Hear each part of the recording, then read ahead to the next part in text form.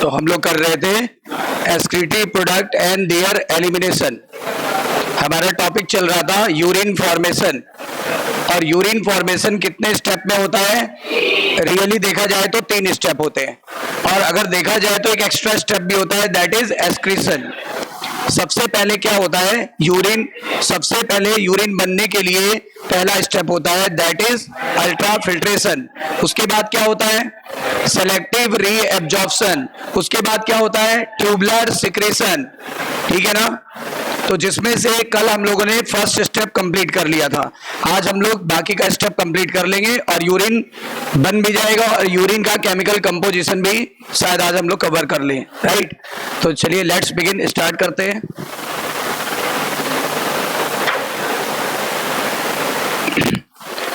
देखो पहले समझ लो, पहले होता क्या है, मान लो कभी कोई सिलेक्ट हो गया और कोई रह गया, तो मन में फीलिंग यही आती है, अरे यार सिलेक्ट हो गया, और लोग ताने देते।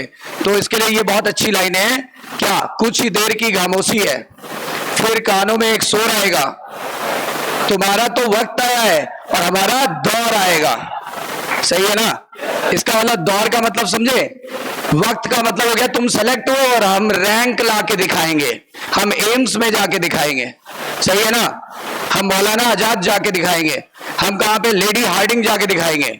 समझे कि नहीं? ये सब टॉप ऑफ द कॉलेज है, ये सब टॉप ऑफ द कॉलेज है। तो एक बार मैं फिर से बोल रहा हूं, कुछ ही देर की खामोशी है, फिर कानों में एक शोर आएगा, तुम्हारा तो सिर्फ वक्त आया है और हमारा दौर आएगा। हम लोग पढ़ रहे थे एक्सक्रीशन के बारे में, जिसमें मैंने आपको 3 एक्सक्रीटरी वेस्ट के बारे में इंट्रोड्यूस कराया था। सबसे पहला एक्सक्रीटरी वेस्ट था अमोनिया, उसके बाद होता है यूरिया, उसके बाद होता है यूरिक एसिड। सबके बारे में हमने थोड़ी थोड़ी जानकारी आपको दे दी थी। यूरिया साइकिल लिवर में चलती थी ना? प्रॉन का एक्सक्रीटरी वेस्ट क्या था? नहीं, एक्सक्रीटरी वेस्ट नहीं, एक्सक्रीटरी ऑर्गन क्या था? प्रॉन का एक्सक्रीटरी ऑर्गन क्या था? ग्रीन ग्लैंड या एंटीनरी ग्लैंड? ग्रीन ग्लैंड या एंटीनरी ग्लैंड? समझ में आई बात? कल हमने इसके बारे में थोड़ा सा डिस्कशन किया था, कल हमने इसके बारे में थोड़ा सा डिस्कशन किया था। कल मैंने आपको बताया था कि ब्लड यहां से आता है, फिर यहां से छनता है, और छनने की प्रक्रिया को ही अल्ट्रा फिल्ट्रेशन कहते हैं, और फिर ये ब्लड यहां से वापस चला जाता है, और जब जाएगा तो क्या बनाएगा? Renal vein. और रीनल वेन कहां जाके ओपन हो जाएगी? ये ओपन होगी इंफीरियर वेना कावा, और इंफीरियर वेना केवा जो होती है वो कहां खुल जाती है? हार्ट में। यानी हार्ट से ही ब्लड आया था और हार्ट में वापस चला जाएगा। लेकिन आपको अच्छे से पता होगा कि हार्ट से जो ब्लड आता है वो होता है ऑक्सीजनेटेड, और जो वापस जाता है वो, इसीलिए देखो जो ब्लड आ रहा है वो रेड कलर का, और जो वापस जा रहा है वो ब्लू कलर का है। राइट, इतनी बातें क्लियर है? अच्छा, मैंने आपको बताया था कि ये तो रीनल, देखो नेफ्रॉन में 2 भाग होते हैं, एक होता है ग्लोमेरुलस, वो ये दिख रहा है, और एक होता है रीनल ट्यूब्यूल, वो येलो कलर का दिख रहा है। अच्छा, ये जो ग्लोमेरुलस है, यही नेफ्रॉन के चारों तरफ लिपट गई है, और जब लिपट जाती है तो इसी को बोलते हैं peri tubular capillary network.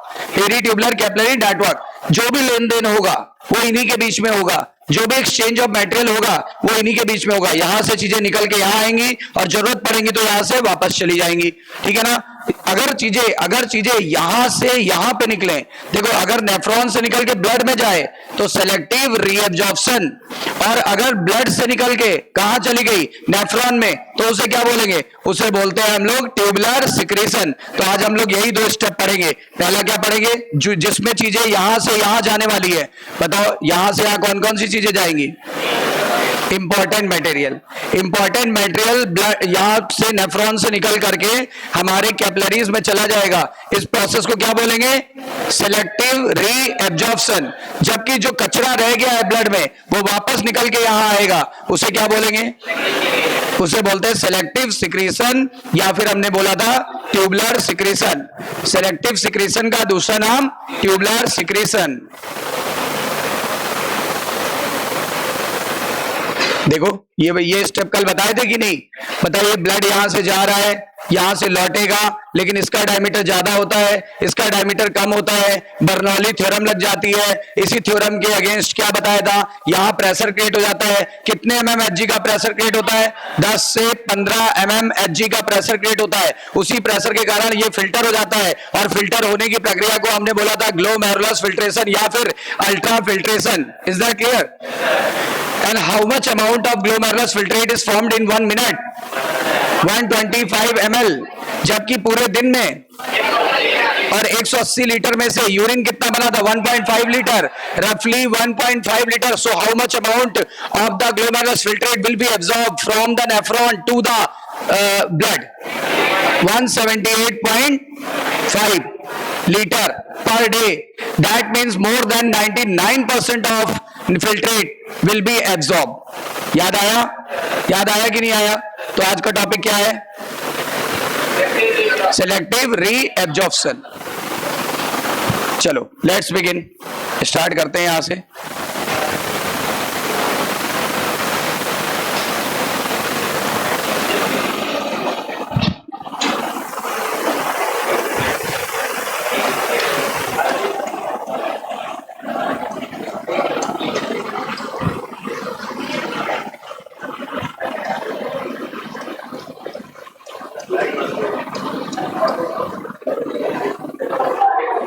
Selective reabsorption. Selective reabsorption. इतनी बातें क्लियर? देखते हैं इसको. We know very well ultra filtration या glomerulus filtration is non selective process की selective process? Non selective process. Ultra filtration non selective process थी, अभी कल ही लिखा है. अल्ट्रा फिल्ट्रेशन नॉन सेलेक्टिव थी कि सेलेक्टिव? हाँ, फिर तो we know very well ultra filtration या glomerulus filtration is non selective process. So important as well as waste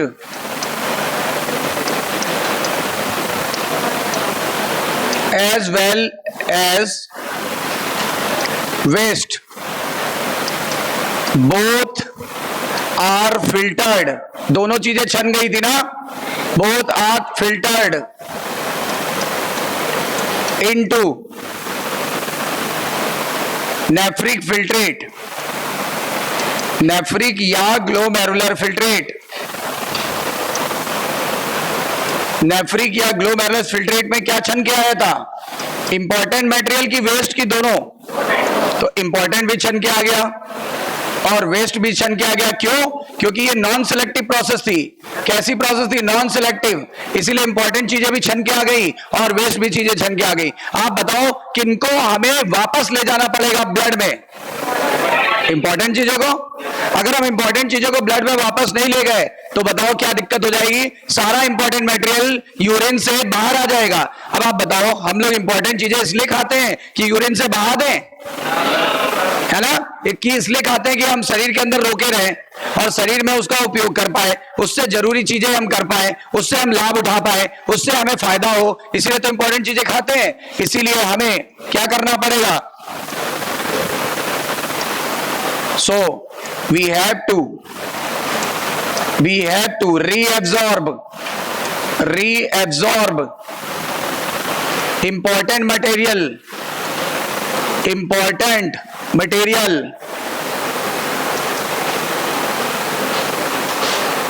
again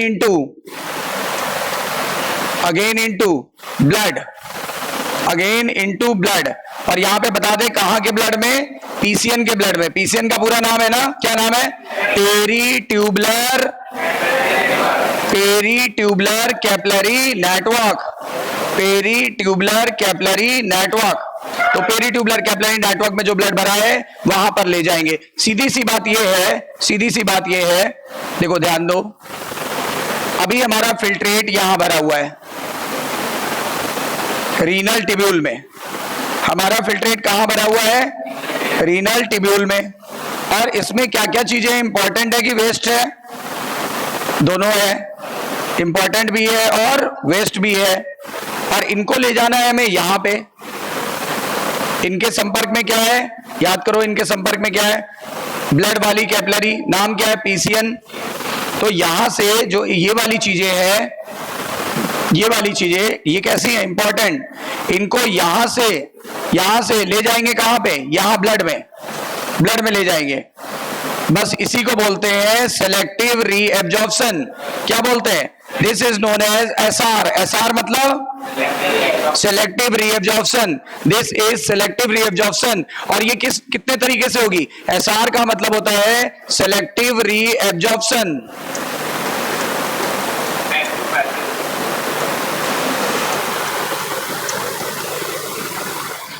और ये सिलेक्टिव प्रोसेस है ना? केवल इंपॉर्टेंट को ले जाएगी कि वेस्ट को ले जाएगी कि दोनों को ले जाएगी? दूसरी बात, ये एक्टिवली होगा कि passively? Active plus passive process. ये एक्टिव प्रोसेस भी है और पैसिव प्रोसेस भी है। ये एक्टिव प्रोसेस भी है और पैसिव प्रोसेस भी है। बहुत मटेरियल नहीं, इंपॉर्टेंट मटेरियल केवल जाएगा, इसलिए हमने बोला सिलेक्टिव प्रोसेस। और किस विधि से जाएगा? एक्टिवली की पैसिवली? जब एनर्जी खर्च करके जाएगा तो क्या बोलेंगे? एक्टिव। और जब फ्री में चला जाएगा तो क्या बोलेंगे? पैसिव। तो दो तरह की प्रोसेस होती है, एक एक्टिव और एक passive. When there is loss of ATP it's said to be active. When there is no loss of ATP, it's said to be passive.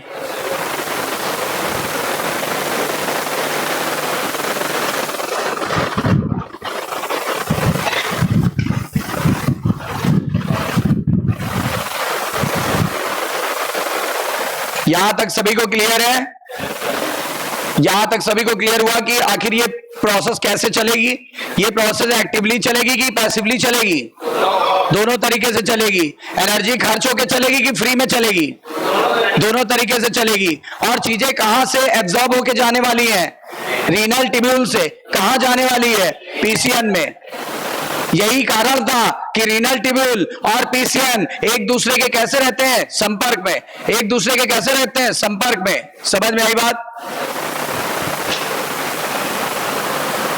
बढ़ते आगे।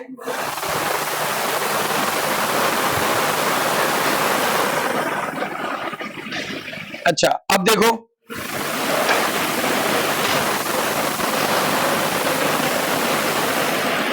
वी नो वेल, हम ये जानते हैं, क्या जानते हैं?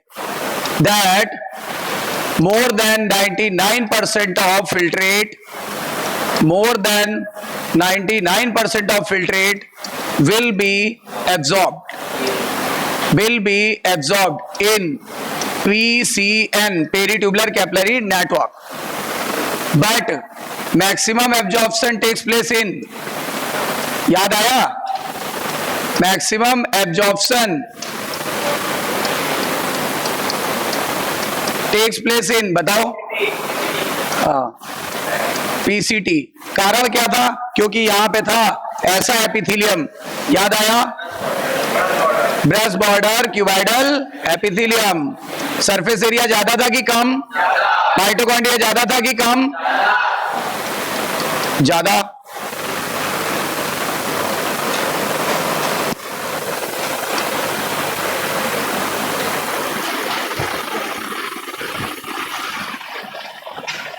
अच्छा देखो, इंपॉर्टेंट चीजें कैसे एब्जॉर्ब होंगी? Important material will be absorb by active process. खुद बताओ। अच्छा, जरूरी चीजों के लिए पैसा खर्च किया जाता है कि फालतू चीजों के लिए? है ना? जो चीजें लाइफ में बहुत जरूरी है उनके लिए पैसा खर्च कर दिया जाता है। आप खुद सोचो, वेस्ट मटेरियल के लिए पैसा खर्च करोगे कि इंपॉर्टेंट मटेरियल को रीअब्जॉर्ब करने के लिए पैसा खर्च करेंगे? है ना? तो पैसा यहाँ एनर्जी के इक्विवेलेंट है। पैसा यहाँ एनर्जी के लिए इक्विवेलेंट है। Important material will be absorb by active process. और यहां लिख देते हैं एनर्जी खर्च होगी कि नहीं होगी? यहां एनर्जी खर्च होगी। और हम सबकी बॉडी की एनर्जी का नाम एडिनोसिन ट्राइफॉस्फेट। और कौन कौन से मटेरियल यहां पे एब्जॉर्ब होंगे तो मैं आपको बता देना चाहता हूं कौन कौन से इंपॉर्टेंट मटेरियल यहां पे एब्जॉर्ब होंगे। एग्जांपल मैं बता देता हूं। एग्जांपल है मेरे पास, फार्मूला है गाना। क्या फार्मूला है? गाना। अब जी मतलब याद करो, ग्लूकोज, बिल्कुल सही है। ए मतलब याद करो, अमीनो एसिड यानी अमीनो अम्ल। और ये बताओ, सोडियम आयन। तो ये सारी चीजें एक्टिवली एब्जॉर्ब हो रही है कि पैसिवली? हाँ, एनर्जी खर्च करेंगी कि नहीं करेंगी? और यहां पर याद रखना एक कॉन्सेप्ट जो पहले बता चुका हूं, एक बार याद दिला रहा हूं। यहां लगेगा ट्रिपल ए कॉन्सेप्ट। कौन सा कॉन्सेप्ट लगता है? जब भी कभी एक्टिव ट्रांसपोर्ट होता है तो ट्रिपल ए कॉन्सेप्ट लगता है। What is triple a concept? ये एटीपी लॉस होगी, एक तो एटीपी लॉस होगी, दूसरा ये अगेंस्ट द कॉन्सेंट्रेशन ग्रेडियंट होता है कि along? Against the concentration gradient. इसका मतलब होता है क्या कि चीजें कहां से कहां जाएंगी? Low concentration to high concentration, low concentration to high concentration चीजें जाएंगी। और ए का मतलब हो गया, इसी को क्या बोलेंगे? Active transport. एक्टिव ट्रांसपोर्ट, बोलो सही है? बिल्कुल क्लियर है? कोई डाउट? तो इंपॉर्टेंट चीजों का एब्जॉर्प्शन कैसे होता है, एक्टिवली की पैसिवली? कौन सा कॉन्सेप्ट लगाएंगे? Triple A. What is triple a concept? ATP loss हो रहा है कि नहीं हो रहा है? दूसरी बात, ए से अगेंस्ट चल रहा है कॉन्सेंट्रेशन के कि अलोंग चल रहा है? अगेंस्ट का मतलब लो टू हाई। अच्छा, तीसरी बात, इसी को बोलेंगे active transport. Is that clear? चलो, ये तो चीजें हो गई। अब वेस्ट कैसे एब्जॉर्ब होता है? वेस्ट भी थोड़ा बहुत एब्जॉर्ब हो जाता है। वेस्ट मटेरियल और मिनरल भी तो एब्जॉर्ब करना पड़ेगा। कुछ वेस्ट मटेरियल भी एब्जॉर्ब होकर चला आता है। कारण अभी समझ में आ जाएगा क्यों। कुछ वेस्ट मटेरियल भी एब्जॉर्ब हो जाता है, क्यों? मजबूरी है, क्योंकि कुछ वेस्ट मटेरियल हमारी बॉडी की ऑस्मोलैरिटी को मेंटेन करता है। याद करो, हमने बताया था हमारी किडनी के मैट्रिक्स में क्या स्टोर हो जाता है? यूरिया। तो थोड़ा बहुत आएगा तभी तो स्टोर होगा, थोड़ा बहुत आएगा तभी तो स्टोर होगा। और इसी यूरिया से हम अपनी मनचाही ऑस्मोलैरिटी यानी परासरण क्षमता को मेंटेन कर पाएंगे। हमारी बॉडी की ऑस्मोलैरिटी कितनी है? कई बार बताया है, फिर ध्यान से सुनते नहीं हो। कितनी है? 300 मिली ऑस्मोल पर लीटर। जबकि यूरिन कितना गाढ़ा है? 1200 मिली ऑस्मोल पर लीटर। कितने गुना? तो बॉडी की ऑस्मोलैरिटी कितनी है? 300। और हमारा यूरिन कितने गुना गाढ़ा है? 4 गुना, यानी 1200। बोलो कितनी बार बताया ये बात? हमारे खून का यानी हमारे प्लाज्मा का ऑस्मोलैरिटी कितनी है? 300 मिली osmole per litre. Is that clear? बताया है कि नहीं बताया? जल्दी बताओ। हाँ, तो क्या क्या खाते हो जो मेमोरी बिल्कुल लॉस हो जाती है? च्यवनप्राश खाया करो। किसका? बाबा रामदेव का कि आसाराम का? बाबा रामदेव का खाओगे ना तो अच्छा कुछ होगा। और अगर उनका आसाराम का खाओगे कांड करोगे, है ना? देख लो उन्होंने कैसे कैसे कांड कर दिए।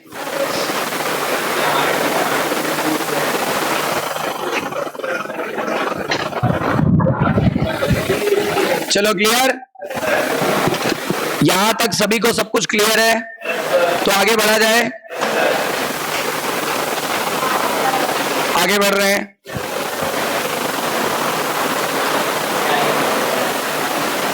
some waste material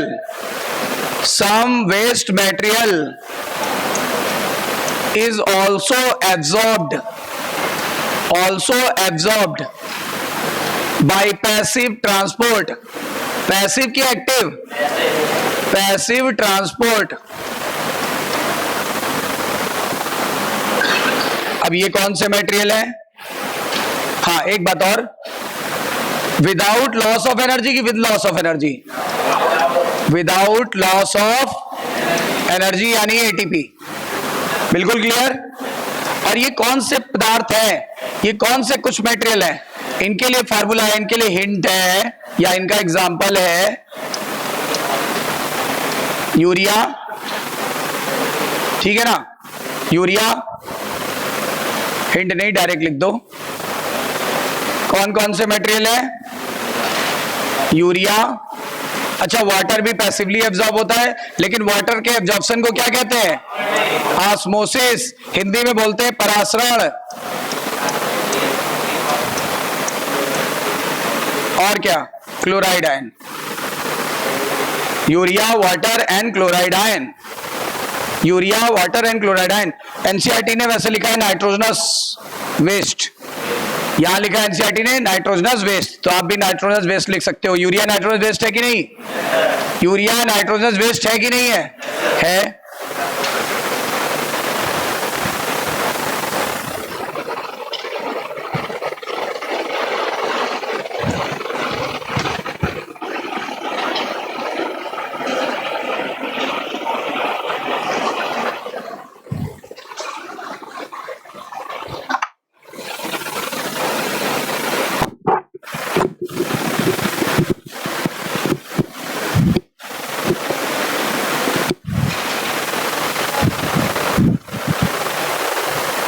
ठीक है, इतनी बातें क्लियर। अब देखो, पानी का रीएब्जॉर्प्शन सबसे ज्यादा कहां होता है? बताओ कहां होना चाहिए? हर चीज का रीएब्जॉर्प्शन सबसे ज्यादा कहां होता है? हर एक चीज का रीएब्जॉर्प्शन सबसे ज्यादा कहां होता है? तो फिर इसमें आश्चर्य में क्यों पड़ गए भाई? अगर मैं पूछ रहा हूं पानी का कहां होता है, तो वही होता होगा जहां सब चीज मैक्सिमम रीएब्जॉर्ब हो रही है। बोलो, सही है? तो पानी का रीएब्जॉर्प्शन होता है मैक्सिमम रीएब्जॉर्ब्ड इन, बोलो बोलो, इन पीसीटी। ठीक है, इन पीसीटी, यानी कि पीसीटी को बोलते हैं हम लोग इनिशियल पार्ट ऑफ नेफ्रॉन की last part of nephron. This is the initial tubule, initial tubule of nephron, initial tubule of nephron. और एक्टिवली हो रहा है कि पैसिवली हो रहा है? एक्टिवली हो रहा है कि पैसिवली हो रहा है? पैसिवली हो रहा है। और किस विधि से होता है? ऑस्मोसिस को हिंदी में बोलते हैं परासरण। इतनी बातें क्लियर हो गई? यहां तक चीजें क्लियर है अपने को? तो देखो, कुछ चीजें एक्टिवली एब्जॉर्ब हो रही थी, कुछ चीजें पैसिवली एब्जॉर्ब हो रही थी। और एक बात बड़ी इंपॉर्टेंट है जो एनसीईआरटी में बहुत सही नहीं लिखी हुई है, लेकिन क्लियर कर लीजिए। इन पीसीटी देयर इज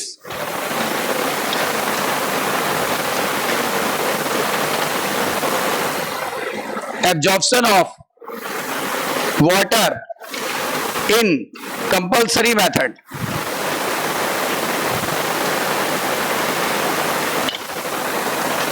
यानी यहां पानी एब्जॉर्ब होना है तो होना है, इसके लिए कोई एक्सक्यूजेस नहीं है। यानी यहां पे पानी एब्जॉर्ब होना है तो होना है, कोई ऑप्शन नहीं है। जबकि आगे के टिब्यूल में पानी एब्जॉर्ब हो भी सकता है और नहीं भी, चॉइस हो जाएगी। ठीक है ना, चॉइस हो जाएगी। यहां कोई चॉइस नहीं है, यहां पानी एब्जॉर्ब होना है तो होना है। समझे मेरी बात? यानी यहां पानी एब्जॉर्ब होना है तो होना है। यह एनसीईआरटी में ऐसे डायरेक्टली तो नहीं लिखा, लेकिन ये क्वेश्चन पूछा गया है।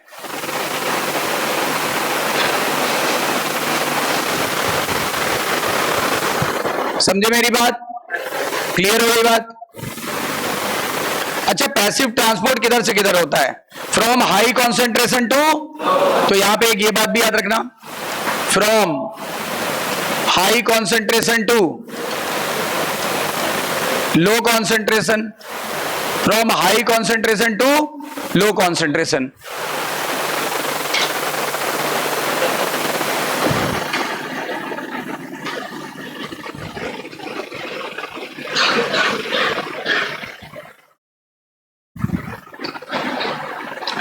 यहां पे पता है कैसे? इस चीज को कुछ बुक में ऐसे भी लिखा है, there is obligatory water absorption. Obligatory मतलब निश्चित है कि यहां पानी एब्जॉर्ब होगा। ऑब्लिगेटरी मतलब निश्चित है, और फैकल्टेटिव मतलब कोई निश्चित नहीं है। दो वर्ड होगा, एक ऑब्लिगेटरी वाटर एब्जॉर्प्शन कहां पे होता है, और फैकल्टेटिव कहां पे होता है? फैकल्टेटिव का मतलब विकल्प है, विकल्प हो भी सकता है, नहीं भी हो सकता है। ऑब्लिगेटरी का मतलब होना ही होना है। बताओ यहां पे कैसा एब्जॉर्प्शन होता है? Obligatory water absorption. Obligatory water absorption, यानी कंडीशनल, यानी होगा ही होगा, यहां पे कंपलसरी है, अनकंडीशनल हो रहा है, कंडीशनल नहीं अनकंडीशनल, मतलब यहां पे कोई कंडीशन नहीं, होना है तो होना ही है। जितना भी पानी है उसका 70 से 80% पानी यहां एब्जॉर्ब होना ही होना है। इसको बोलते हैं क्या, या तो कंपलसरी मेथड और या तो बोलते हैं ऑब्लिगेटरी वाटर एब्जॉर्प्शन। अब कोई पूछेगा बाकी का पानी कहां एब्जॉर्ब होगा, जबकि in DCT there is facultative water absorption. Facultative का मतलब होता है कंडीशनल,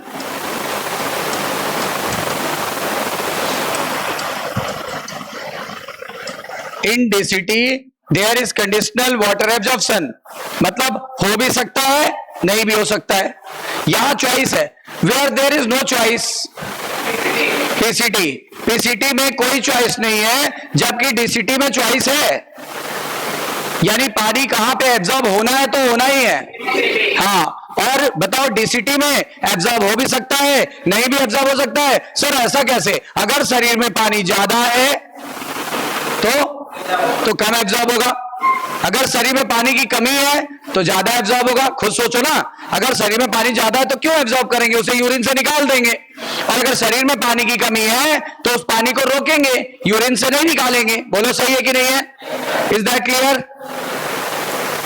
ये छोटी छोटी बातें एनसीईआरटी की वेरी इंपॉर्टेंट है। अच्छा, और एब्जॉर्प्शन किस सेगमेंट में होता है? तो मेरा आंसर है लगभग हर सेगमेंट में होता है। रीएब्जॉर्प्शन नेफ्रॉन के किस भाग में होता है? आंसर आएगा लगभग सभी हिस्से में होता है, लगभग सभी हिस्से में होता है। क्लियर है? आगे बढ़ते हैं, अगले पॉइंट पे आते हैं। एक फिगर को देखेंगे ध्यान से,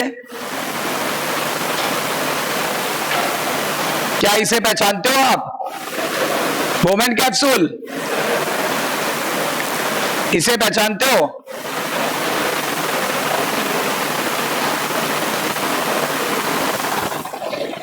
थोड़ा इधर बनाते हैं।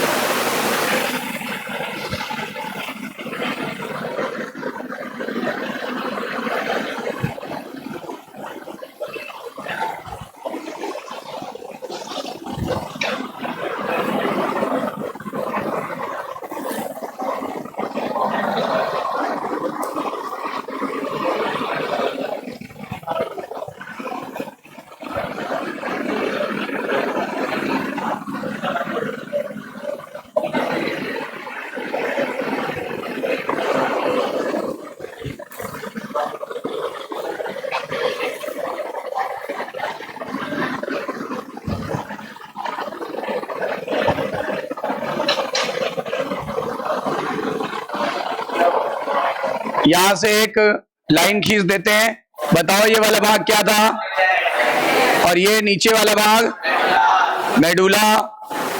नेफ्रॉन कितने प्रकार के होते हैं? दो, कॉर्टिकल और जक्स्ट्रामेडुलरी। बस अंतर एक ही है, जिसका लूप ऑफ हेनले छोटा होगा, मेडुला के ऊपरी हिस्से में होगा, उसे बोलते हैं कॉर्टिकल नेफ्रॉन, और they are more in number की लेस इन नंबर। और जिनका काफी गहराई में डूबा होगा, डिप रहेगा, उसे क्या बोलते हैं? उसे बोलते हैं juxtamedullary nephron, and they are less in number, that means 15% of total nephron, while 85% of total nephron are cortical nephrons. क्या ये बात आपको याद है? चलिए, और अगर आपको याद हो, अभी कल भी पढ़ा था, आज भी रिवाइज किया है, व्हाट इज दिस? एफरेंट। और ये क्या है? ग्लोमेरुलस। और इधर क्या है? इधर है इफ्रेंट, इधर है इफ्रेंट, ठीक है। और ये ग्लोमेरुलस है, और यहां से चीजें छन गई थी, यहां से चीजें छन के यहां आ चुकी थी बाय द प्रोसेस ऑफ। और इसमें क्या था? अभी अभी याद दिलाया, इसमें इंपॉर्टेंट भी है और इसमें क्या है? वेस्ट भी है। पर हमें क्या नहीं चाहिए?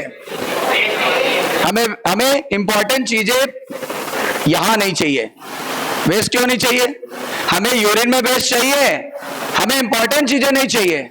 आप बताओ ना, अगर ये घूम के यहां से आया, याद करो, ये यहां से आ रहा है, मान लो ये यहां से आया, यहां से आया, यहां से होते हुए, यहां से होते हुए यहां आया, यहां आया, यहां आया। अब बताओ ये यूरिन से क्या निकल जाएगा? इंपॉर्टेंट की वेस्ट की दोनों? तो हमें क्या चीज वापस ले जानी पड़ेगी, कहां ले जानी पड़ेगी? हाँ, ब्लड में। और ये देखो, ये ब्लड वेसल है ना, ये ब्लड वेसल है ना, इसको ऐसे काम करते हैं, ऐसे कर देते हैं, ऐसे कर देते हैं। तो आपको याद रहेगा, यहां से चीजें निकल के यहां चली जाएंगी। बोलो क्लियर है?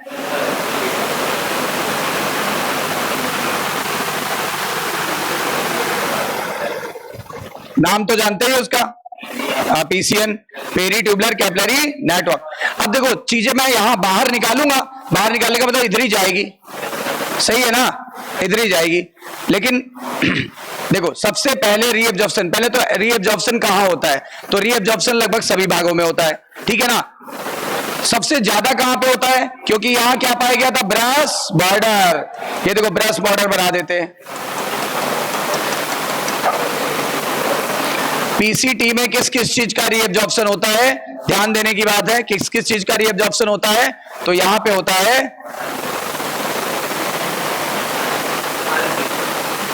देखो यहां पे होता है इंपॉर्टेंट मटेरियल, तो सारा का सारा एब्जॉर्ब होगा, यानी इंपॉर्टेंट मटेरियल का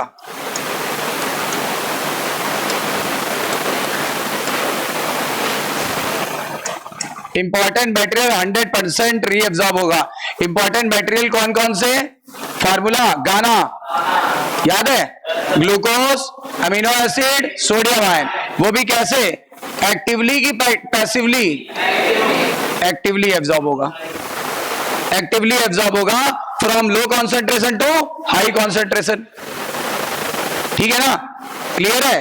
क्योंकि इंपॉर्टेंट मटेरियल यहां कम है लेकिन ब्लड में ज्यादा है, तो यहां से जब बाहर आएगा तो यहां चला जाएगा, इसमें चला जाएगा, ब्लड में चला जाएगा। कंफर्म? एक्टिवली गया कि पैसिवली गया? एक्टिवली गया कि पैसिवली गया? अब देखो, अब क्या क्या बचा? अब बचा 70 से 80% पानी, वो तो होना ही होना है एब्जॉर्ब। ऑब्लिगेटरी की फैकल्टेटिव? ऑब्लिगेटरी या फैकल्टेटिव? मतलब एब्जॉर्प्शन होना ही होना है कि चॉइस है? होना ही होना है, ठीक है ना। तो यहां से वाटर भी निकलेगा, यहां से वाटर भी निकलेगा, यहां लिख देते हैं वाटर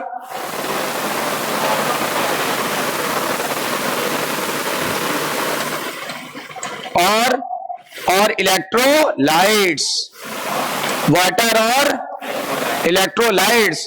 कितना एब्जॉर्ब होगा? कितना एब्जॉर्ब होगा? तो मैं यहां लिख देता हूं करीब 70 से 80%। और कैसे? पैसिव की एक्टिव, पैसिव की एक्टिव। और यहां पे ऑब्लिगेटरी वाटर एब्जॉर्प्शन होगा कि फैकल्टेटिव? हाँ, तो यहां पे 70 से 80% पानी और 70 से 80% करीब मिनरल्स। मिनरल्स यानी इलेक्ट्रोलाइट्स, मिनरल्स यानी इलेक्ट्रोलाइट्स। और याद दिलाने की याद दिला रहे हैं एक बार, और बता रहे हैं, इस बात को माइंड करना आगे, क्या कि एक मिनरल होता है बाइकार्बोनेट आयन, स्पेशली कौन सा होता है? SCO3 minus. उसका 90% रीअब्जॉर्प्शन यहां हो जाता है। ध्यान देने की बात है, 90% रीअब्जॉर्प्शन कहां हो जाता है? पीसीटी में। और जबकि 10% रीअब्जॉर्प्शन यहां पे होता है। 10% रीअब्जॉर्प्शन यहां पे होता है। 10% कहां होता है? डीसीटी में।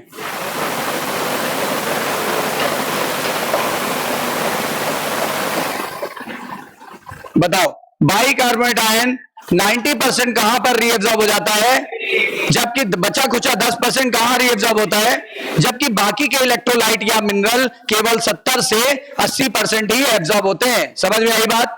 क्या क्या सीखे? यहां पर इंपॉर्टेंट चीजें कितनी एब्जॉर्ब हो गई? 100%, क्योंकि इंपॉर्टेंट को तो छोड़ना ही नहीं है।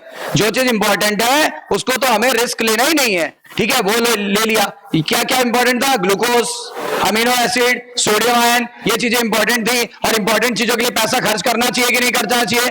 खर्च करना चाहिए, ठीक है ना। फिर बताओ, वाटर और इलेक्ट्रोलाइट कितना प्रतिशत एब्जॉर्ब होता है? 70 से 80%। और ये एब्जॉर्ब होकर के कहां चला जाता है? एब्जॉर्ब होकर के यहां चला जाएगा, ब्लड में। कौन सी ब्लड वेसल में जाएगा? Peri tubular capillary network. Is that clear?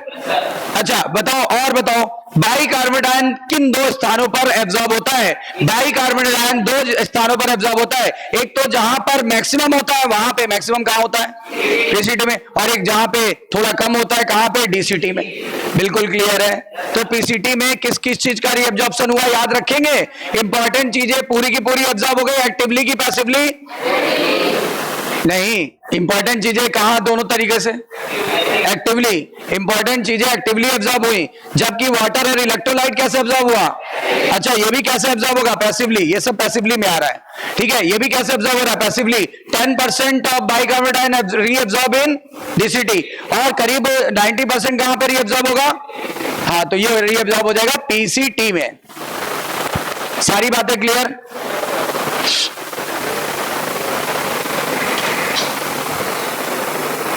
यहां तक सभी को क्लियर है?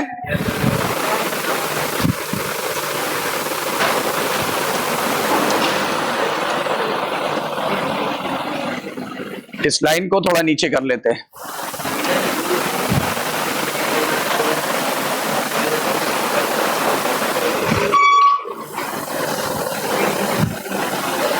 कंफ्यूजन ना हो इसलिए इस लाइन को ऐसे खींच लेते हैं, ठीक है?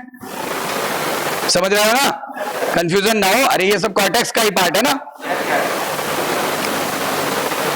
और ये मेडुला का पार्ट है। मेडुला में केवल क्या आता है? लूप ऑफ हेनले और वासा रेक्टा, ठीक है। इतनी बातें क्लियर है अभी तक?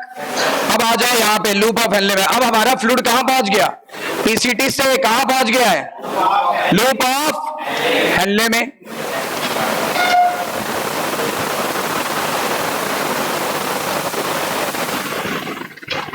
अब NCERT की बात सुनना।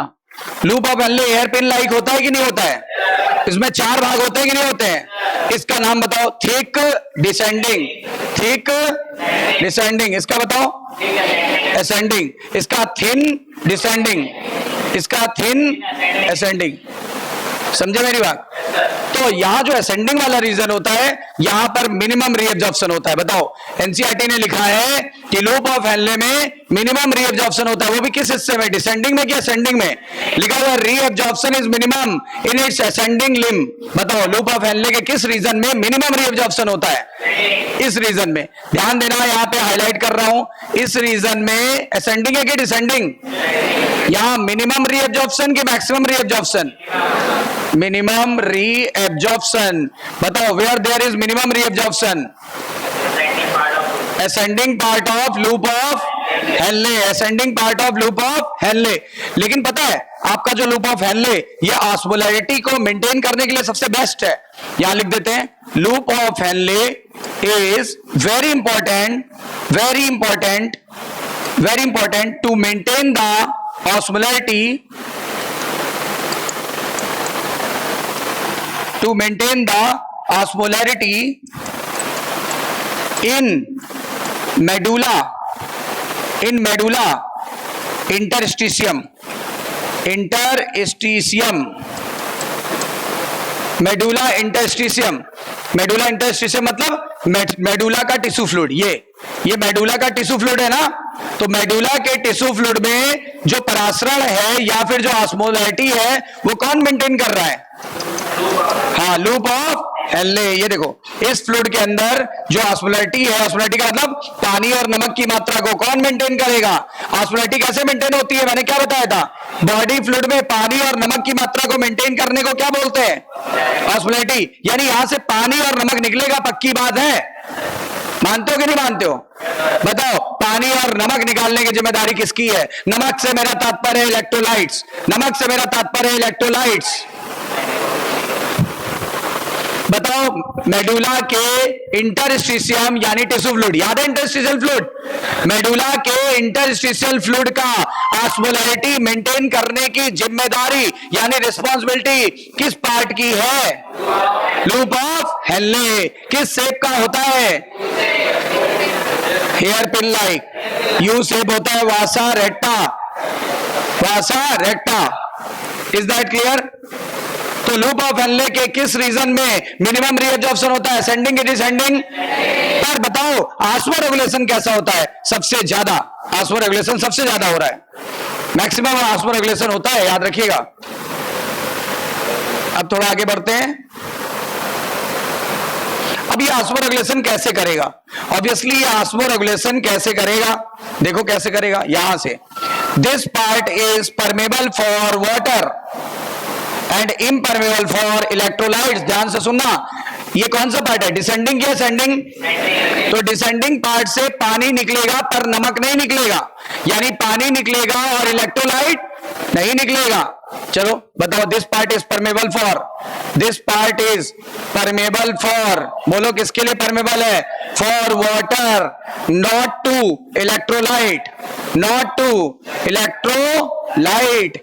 ये इलेक्ट्रोलाइट के लिए परमेबल नहीं है, ये इलेक्ट्रोलाइट के लिए परमेबल नहीं है।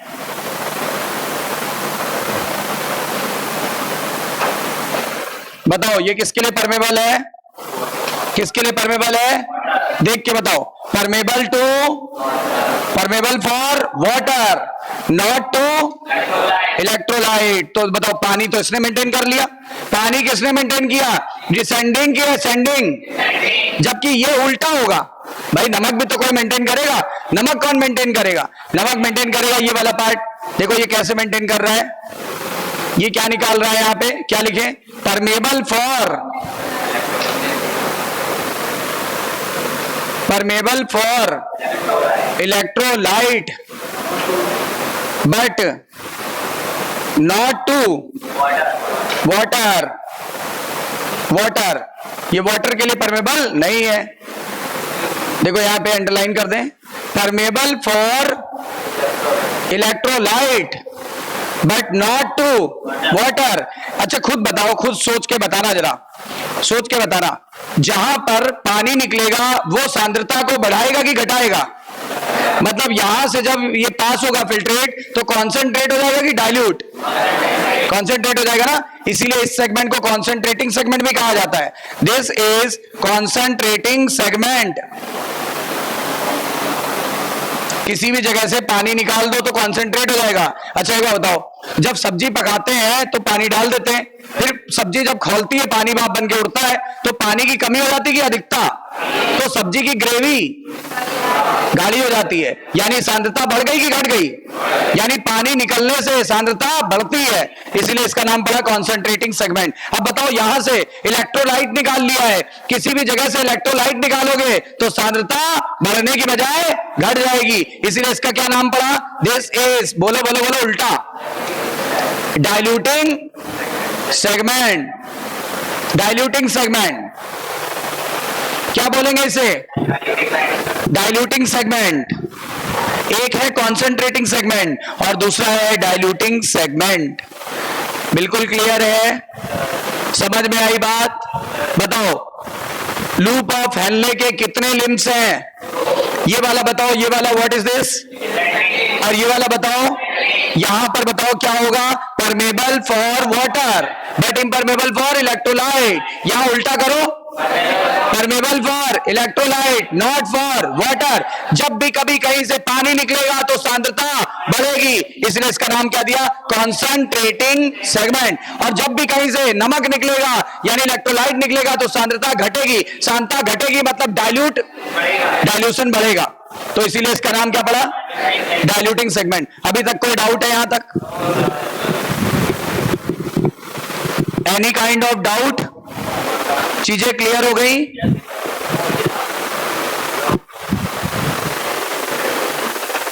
अब देखा आपने, हमने ये बात क्यों बोला था कि लूप ऑफ हेनले बहुत इंपॉर्टेंट है, क्योंकि ये ऑस्मोलैरिटी को मेंटेन कर रहा है। एक तरफ पानी निकाल रहा है, दूसरी तरफ नमक निकाल रहा है, और शरीर के अंदर पानी और नमक मेंटेन करने को ही क्या बोलते हैं?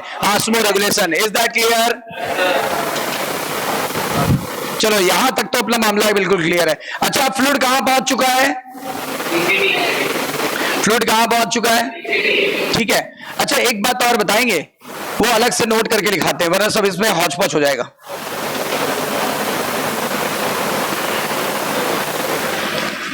यहां से ये भी पानी और नमक के लिए ही परमेबल है, ये भी पानी और नमक के लिए ही परमेबल है, याद रखिएगा। ये भी किसके लिए परमेबल है? यहां से भी क्या निकलेगा? वाटर और प्लस इलेक्ट्रोलाइट। यहां से भी क्या निकलेगा? Water plus electrolyte. देखो जगह नहीं है ना यहाँ पे, जुगाड़ बना ले पहले।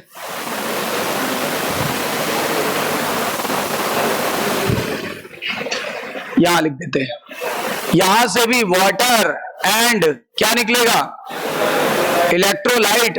और ये भी बता दे, यहां से ये वाला इलेक्ट्रोलाइट निकलेगा सबसे ज्यादा, नमक, ठीक है ना।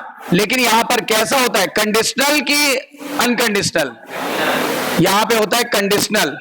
और कंडीशनल को मैंने एक वर्ड भी दिया था, कंडीशनल एब्जॉर्प्शन। कंडीशनल को हमने एक और वर्ड दिया था, फैकल्टेटिव, फैकल्टेटिव एब्जॉर्प्शन। यहां पर फैकल्टेटिव एब्जॉर्प्शन होता है। और फैकल्टेटिव एब्जॉर्प्शन किस पर निर्भर करता है, हमारे शरीर में पानी कम है तो बताओ पानी को रोका जाएगा कि निकाल दिया जाएगा, रोका जाएगा, है ना। अगर पानी ज्यादा है तो, अगर नमक ज्यादा है तो, नमक कम है तो रोक लिया जाएगा। ये काम करेगा कौन, ये काम करता है हमारे दो हार्मोन, जिसका नाम है एड्रेनालिन और एक है एडीएच। एड्रेनालिन एक एड्रीनल कॉर्टेक्स का एक हार्मोन है जिसका नाम है क्या, एल्डोस्टेरोन। अभी हम लिखाएंगे, ये एक हार्मोन, ये हार्मोन के अंतर्गत होता है, अंडर हार्मोनल कंट्रोल। कौन सा कंट्रोल, अंडर हार्मोनल कंट्रोल। और ये अभी हम लिखेंगे थोड़ी देर बाद, अलग से लिखेंगे। चलो अब ये बात क्लियर हो गई, यहां तक क्लियर हो गई। अच्छा एक बात बताओ, सोच के देखना, एक बात बताओ सोच के देख, यहां पर ये आसपास कौन सा फ्लूइड है, इंटरस्टिशियल फ्लूइड, यानी टिश्यू फ्लूइड। किसका, मेडुला का। यहां होता तो कॉर्टेक्स का होता, पर यहां है तो किसका है, मेडुला का। यानी कि इंटरस्टिशियल फ्लूइड की बात चल रही है, कॉर्टेक्स की मेडुला की। यहां से ये क्या है, व्हाट इज दिस, ये डक्ट, ये जो डक्ट है, कलेक्टिंग डक्ट। अब यहां से देखो क्या निकल रहा है, कलेक्टिंग डक्ट से क्या निकलता है, यूरिया। कलेक्टिंग डक्ट से क्या निकलता है, यूरिया। यूरिया ने भी इंटरस्टिशियल फ्लूइड की सांद्रता को मेंटेन किया, यूरिया ने भी इंटरस्टिशियल फ्लूइड की सांद्रता को मेंटेन किया, ठीक है ना। बताओ NaCl ने भी किया था और यूरिया ने भी किया। NaCl और यूरिया मिल करके इंटरस्टिशियल फ्लूइड के कॉन्सेंट्रेशन को मेंटेन करता है। कितना बनाए रखना है, 1200। कितना बनाए रखना है, 1200। लेकिन यूरिया अगर रुक गया तो जहरीला है, दिक्कत क्रिएट कर देगा, इसलिए यूरिया घूम के वापस चला जाता है। यूरिया यहां से घूम के वापस चला जाता है, आया, मेंटेन किया और यहां वापस चला गया। कहां वापस गया जरा बताओ, कहां वापस गया है, असेंडिंग के डिसेंडिंग। लेकिन इंपॉर्टेंट बात यह है, ये एरो गलत लग गया है थोड़ा, रुक जाओ, ये इधर जाएगा इधर ही, लेकिन यहां से होते हुए जाएगा, ध्यान देना, यहां से होते हुए जाएगा, यहां पर थिन वाले पार्ट में जाएगा कि थिक वाले में, थिन के थिक, हाँ तो थिन वाले पार्ट में जाएगा, याद रखिएगा। अब देखो जब यहां पहुंच गया तो फिर घूम के यहां, फिर यहां, फिर यहां, फिर यहां, तो आता जाएगा, सांद्रता मेंटेन करेगा और तुरंत अंदर घुस जाएगा। जब घुस जाएगा तो टॉक्सिसिटी कैसे पैदा करेगा, यानी कि ये यूरिया हमें कभी टॉक्सिसिटी पैदा नहीं कर पाएगा, क्योंकि टॉक्सिसिटी पैदा तो तब करता जब वहां परमानेंट ठहरता। ये परमानेंट नहीं ठहर रहा है, तुरंत ही कहां रीअब्सॉर्ब हो जा रहा है बताओ, थिन असेंडिंग में कि थिक असेंडिंग में, थिन असेंडिंग में कि थिक असेंडिंग में, ठीक है ना। और ये फाइनली फिर यहां से बार बार चक्कर काटेगा। इस तरीके से हमारा पूरा हर जगह पे रीअब्जॉर्प्शन हो जाता है। अब बाकी कोई प्लेस नहीं बची जहां रीअब्जॉर्प्शन होगा, लेकिन फाइनली यहां से फाइनली एक और चीज अब बाहर आ जाती है। अच्छा एक बार बताओ, बाहर यूरिया ज्यादा है कि कम, अरे ज्यादा है, निकल के आ रहा है, ज्यादा है। अच्छा बाहर NaCl ज्यादा है कि कम, अरे ये पार्ट किसके लिए परमेबल है, इलेक्ट्रोलाइट्स के लिए, तो NaCl ज्यादा है कि कम, तो ये सोल्यूट है कि सॉल्वेंट, यूरिया क्या है, सोल्यूट है कि सॉल्वेंट, यूरिया सोल्यूट है, यूरिया सोल्यूट है। एक होता है विलेय जिसको सोल्यूट बोलते हैं, और एक होता है विलायक जिसको सॉल्वेंट कहते हैं। यूरिया सोल्यूट है, NaCl सोल्यूट है। सोल्यूट जो है वो बाहर ज्यादा है, और जहां सोल्यूट ज्यादा होते हैं वो सोल्यूशन कैसा होता है, गाढ़ा की पतला, कॉन्सेंट्रेट की डाइल्यूट। तो अगर यहां पे सोल्यूट ज्यादा है तो वाटर बाहर आ जाएगा। बताओ फाइनल वाटर रीअब्जॉर्प्शन कहां होता है, फाइनल वाटर रीअब्जॉर्प्शन कहां होता है, देखो ना इस डक्ट का नाम। और इसीलिए जैसे ही पानी रीअब्जॉर्ब होता है यूरिन हो जाता है, टर्म यूरिन इस्तेमाल करने लगते हैं। और यूरिन इसीलिए काफी गाढ़ा हो जाता है क्योंकि फाइनली वाटर निकाल लिया गया। फाइनली वाटर कहां निकाला गया? फाइनली वाटर कहां निकाला गया? Collecting duct, collecting duct. ठीक है, इतनी बातें क्लियर हो गई। ये पूरी एनसीईआरटी कवर कर दी है मैंने, पूरी एनसीईआरटी कवर कर दी है। एक बार इसका मैं फिर से रिवीजन करा रहा हूं, ध्यान देना, फिर से रिवीजन करा रहा हूं एक बार दोबारा, क्योंकि ये थोड़ा सा कॉम्प्लिकेटेड टॉपिक है।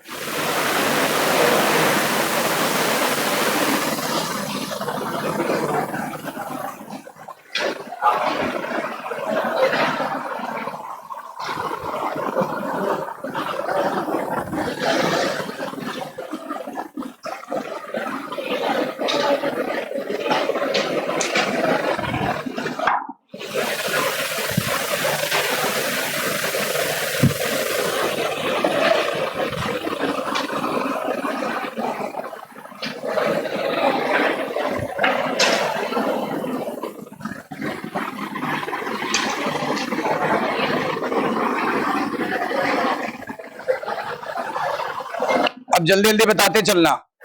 अब आपकी बारी है। यहां से कौन कौन सी चीज 100% निकल आएंगी?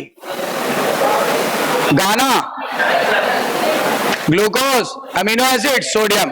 कितना परसेंट? एक्टिवली की पैसिवली? तो एक्टिव, टी मतलब ट्रांसपोर्ट, बाई एक्टिव ट्रांसपोर्ट। कोई डाउट? अब यहां से वाटर और इलेक्ट्रोलाइट्स कितना निकलेगा? वाटर और इलेक्ट्रोलाइट्स कितना निकलेगा? 70 to 80%, 70 to 80%। एक्टिवली की पैसिवली? हाँ, तो मैं लिख देता हूं पैसिव ट्रांसपोर्ट। अभी तक कोई डाउट यहां तक? चलो, ये हो गया। अब आए हम लोग कहां पे? अब हम लोग घूम फिर के आ गए यहां पे लूप ऑफ हेनले में। लूप ऑफ हेनले का ये कौन सा पार्ट है? डिसेंडिंग या ascending? It is permeable for water but not for electrolytes, not for electrolytes.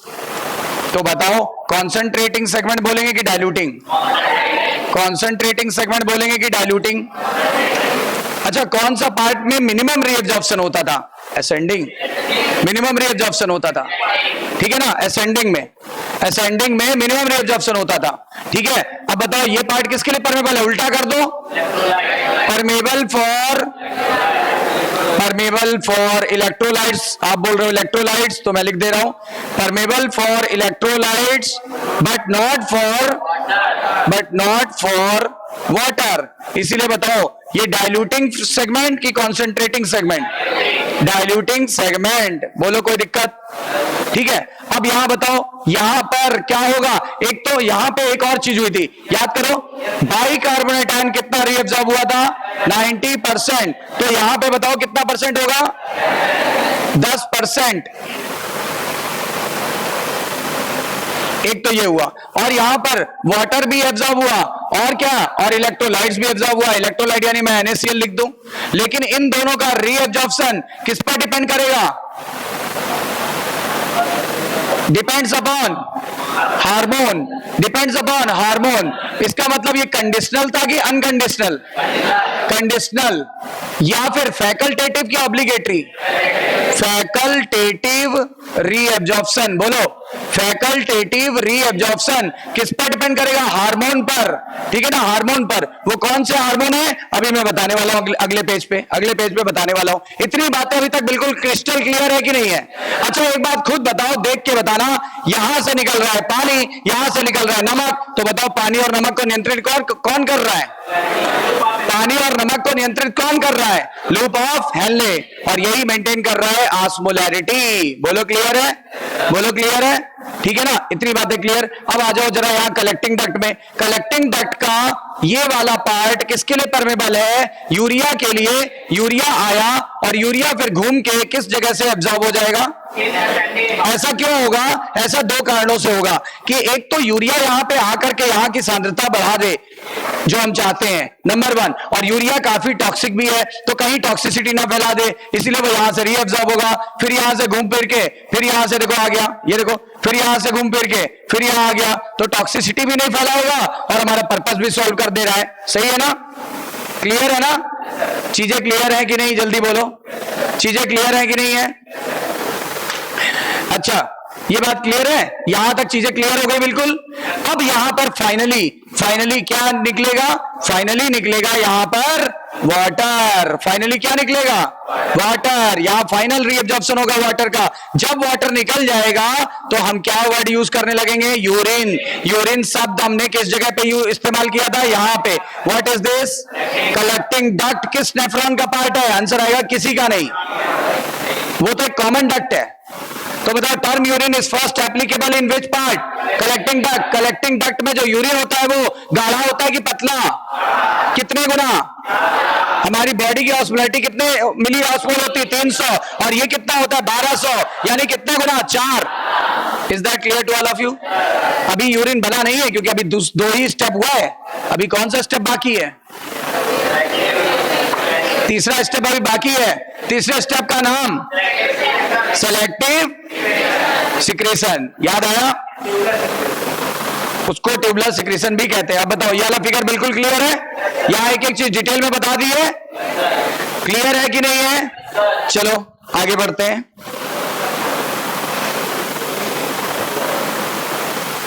अच्छा, नोट करके एक बात क्लियर करा दें, urea and NaCl in interstitial fluid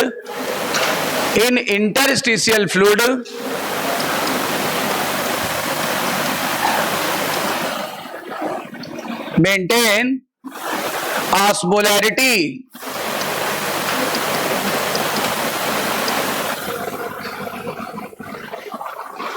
क्या मेंटेन करते हैं? ऑस्मोलैरिटी कितनी? 1200 मिली ऑस्मोल पर लीटर। तो कौन से दो सॉल्यूट हैं जो ऑस्मोलैरिटी को मेंटेन करते हैं? राइट। और एक बात और बता दें, कंडीशनल रीएब्जॉर्प्शन कहां हो रहा था? जरा बताओ, कंडीशनल रीएब्जॉर्प्शन कहां हो रहा था? बताओ जरा। कंडीशनल रीएब्जॉर्प्शन का साइट था डीसीटी, डिस्टल कन्वोल्यूटेड ट्यूब्यूल।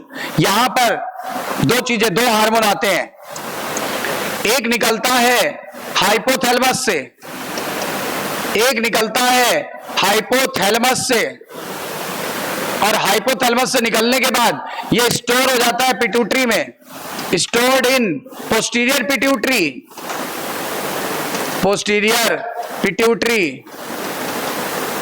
और ये कौन सा हार्मोन था? ये हार्मोन था एडीएच। एडीएच कौन सा हार्मोन होता है? एडीएच। यहां से कौन सा हार्मोन निकला? एडीएच। बताओ, हाइपोथैलेमस से कौन सा हार्मोन निकलता है? एडीएच। लेकिन वो स्टोर कहां होता है? Posterior pituitary. लेकिन वो वर्क कहां करता है? यहां पर भी करता है और एक जगह और करता है, also in DCT. Also in DCT, DCT में भी काम करता है, सॉरी सीडी में काम करता है, डीसीटी तो लिखा हुआ है ऑलरेडी। मेनली कहां काम करता है? जरा बताओ, मेनली कहां काम करता है? बिल्कुल सही, मेनली डीसीटी में काम करता है, और थोड़ा बहुत कहां काम करता है? हाँ, तो एडीएच कहां पे जाके वर्क कर रहा है? जरा देखो, पहले बताओ, एडीएच बना कहां?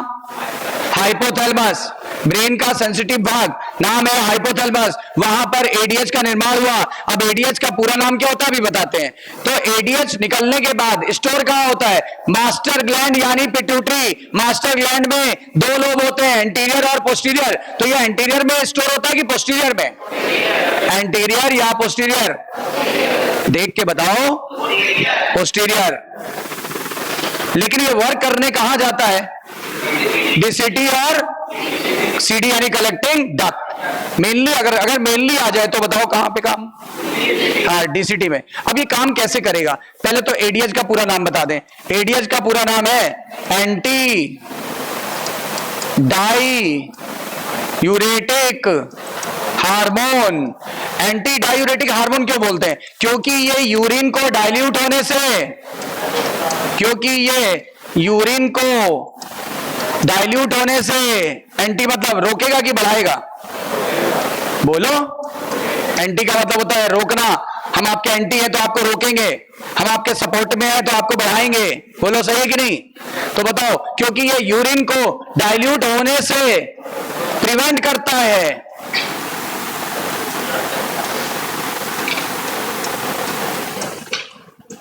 इसी कारण इसे एंटी डायूरेटिक, देखो एंटी मतलब रोक रहा है, डाइल्यूट होने से रोक रहा है, ये यूरिन को डाइल्यूट होने से रोक रहा है, नाम पड़ा, इसीलिए इसे एडीएच कहते हैं।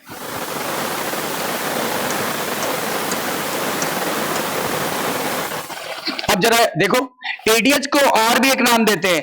एडीएच को वैसोप्रेसिन भी कहते हैं, वैसोप्रेसिन भी कहते हैं। एडीएच को और क्या कहते हैं? वैसोप्रेसिन भी कहते हैं। क्यों कहते हैं? एक बात बताओ, आपने एक वर्ड सुना होगा, प्रेस करना। बोलते हैं हमें इस काम के लिए प्रेस मत करो मेरे भाई, है ना, यानी दबाव देना। बिल्कुल सही है, दबाना। कहते हैं हमें इस काम के लिए जबरदस्ती प्रेस मत करो, ठीक है ना, हम ये काम नहीं कर पाएंगे। इसका मतलब वैसो मतलब समझो, वैसो कहीं भी आ जाए बायोलॉजी में, वैसो का मतलब ब्लड वेसल, और प्रेसिन मतलब ब्लड वेसल को सिकोड़ेगा कि फैलाएगा? सिकोड़ेगा कि फैलाएगा? मतलब ये ब्लड वेसल को दबाएगा, ब्लड वेसल दबेगी तो वॉल्यूम कम, तो प्रेशर, ये बीपी को बढ़ा लेता है, ये बीपी को बढ़ा लेगा। क्यों बढ़ाएगा? आखिर बीपी बढ़ाने की जरूरत क्यों पड़ी? ये तो हम बाद में डिस्कस करेंगे। हर चीज हर जगह एक साथ डिस्कस नहीं हो सकती, है ना। अभी केवल इसका रोल जानो। अब ये जरूरत क्यों पड़ेगी बीपी बढ़ाने की, ये टॉपिक अलग है। तो ये ब्लड वेसल्स को क्या करेगा? देखो नाम से क्लियर हो रहा है, वैसो मतलब ब्लड वेसल, वैसो मतलब ब्लड वेसल, रुधिर वाहिनी, और प्रेसिन मतलब, देखो प्रेस कर रहा है कि नहीं कर रहा है? प्रेस कर रहा है कि नहीं कर रहा है? जल्दी बोलो। हाँ, तो ये ब्लड वेसल को क्या करता है? कॉन्ट्रैक्ट करता है, कॉन्ट्रैक्ट या प्रेस। और जब कॉन्ट्रैक्ट या प्रेस करेगा तो वॉल्यूम घटेगा, वॉल्यूम घटेगा तो प्रेशर बढ़ेगा, और जब प्रेशर बढ़ेगा ना तो इसका कहीं ना कहीं फायदा उठाएंगे। कहां उठाएंगे ये तो मैं बाद में बताऊंगा आपको। Is that clear? बताओ, हाइपोथैलेमस से कौन सा हार्मोन निकला? एडीएच का पूरा नाम anti diuretic hormone, anti diuretic hormone. अच्छा, एडीएच ने क्या किया? एडीएच ने एक और काम किया। क्या किया? एडीएच ने यूरिन को डाइल्यूट होने से रोका, ये तो उसका मेन काम था, और एक और काम किया, इसलिए हमने उसका नाम बदल दिया, वैसोप्रेसिन। वैसोप्रेसिन, ठीक है ना, वैसोप्रेसिन। दो काम है, और इस दोनों कामों के आधार पे नाम दिया गया है, दोनों कामों के आधार पे नाम दिया गया है। बताओ, पहला काम क्या था? यूरिन को डाइल्यूट होने से रोकना, यूरिन को डाइल्यूट होने से रोकना, तो नाम क्या दिया? Anti diuretic hormone. जबकि बताओ दूसरा काम क्या था? ब्लड वेसल को सिकोड़ना, तो हमने क्या नाम दिया? हमने नाम दिया वैसो, और सिकोड़ने को, दबाने को प्रेस, तो वैसोप्रेसिन, वैसोप्रेसिन। बोलो क्लियर है? अच्छा, अगर आपके पास सिंगल चॉइस है कि डीसीटी और सीडी में से, तो क्या चूज करेंगे? क्या चूज करेंगे? हाँ, तो डीसीटी चूज करना।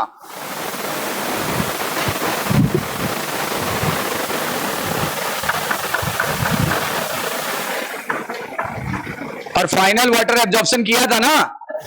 फाइनल वाटर एब्जॉर्प्शन कहां होता था? Collecting duct. वो यही अंकल करवाते थे। क्या नाम है अंकल का?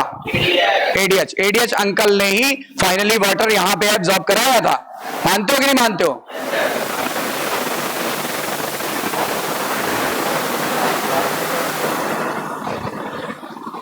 इतनी बातें क्लियर? एक दूसरा हार्मोन है जो नमक को कंट्रोल करेगा।